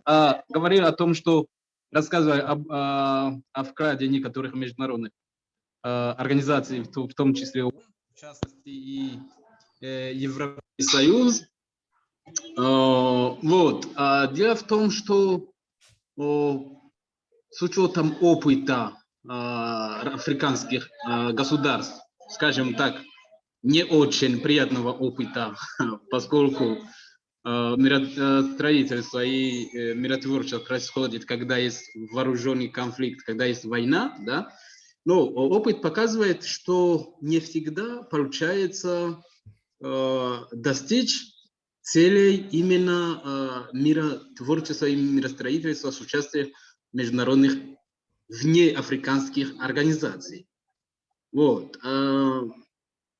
По-моему, нужно подумать именно в рамках, например, региона Великих Озер, подумать о разработке и создании механизмов миростроительства или даже предупреждения вооруженных конфликтов, чтобы, поскольку внешние акторы иногда присутствуют не для того, чтобы достичь целей миростроительства, а для достижения своих косвенных целей. Вот. Это то, что я хотел сказать. И спасибо большое выступающим до меня. Это было очень интересно. Спасибо огромное. Большое. Это то, что я хотел сказать. Спасибо огромное. Вы сегодня тоже подтвердили ту составляющую, которая связана с необходимостью поиска вот такого подхода, незападного подхода, что ли, к миротворческой деятельности и к тем инструментам, механизмам, которые необходимо вырабатывать в этом подходе. Уважаемые коллеги, спасибо огромное за присутствие, спасибо огромное за выступление и доклады. Хотела поблагодарить и высказать вам свою благодарность за то, что вы нашли время, присоединились, уделили, подготовились. Будем рады видеть вас на наших следующих мероприятиях. Ну и желаем вам всего самого доброго и лучшего. Будьте все здоровы. До свидания. До свидания, спасибо большое. Большое До свидания. спасибо. Всего доброго, коллеги. До свидания. До свидания. Всего доброго. До свидания.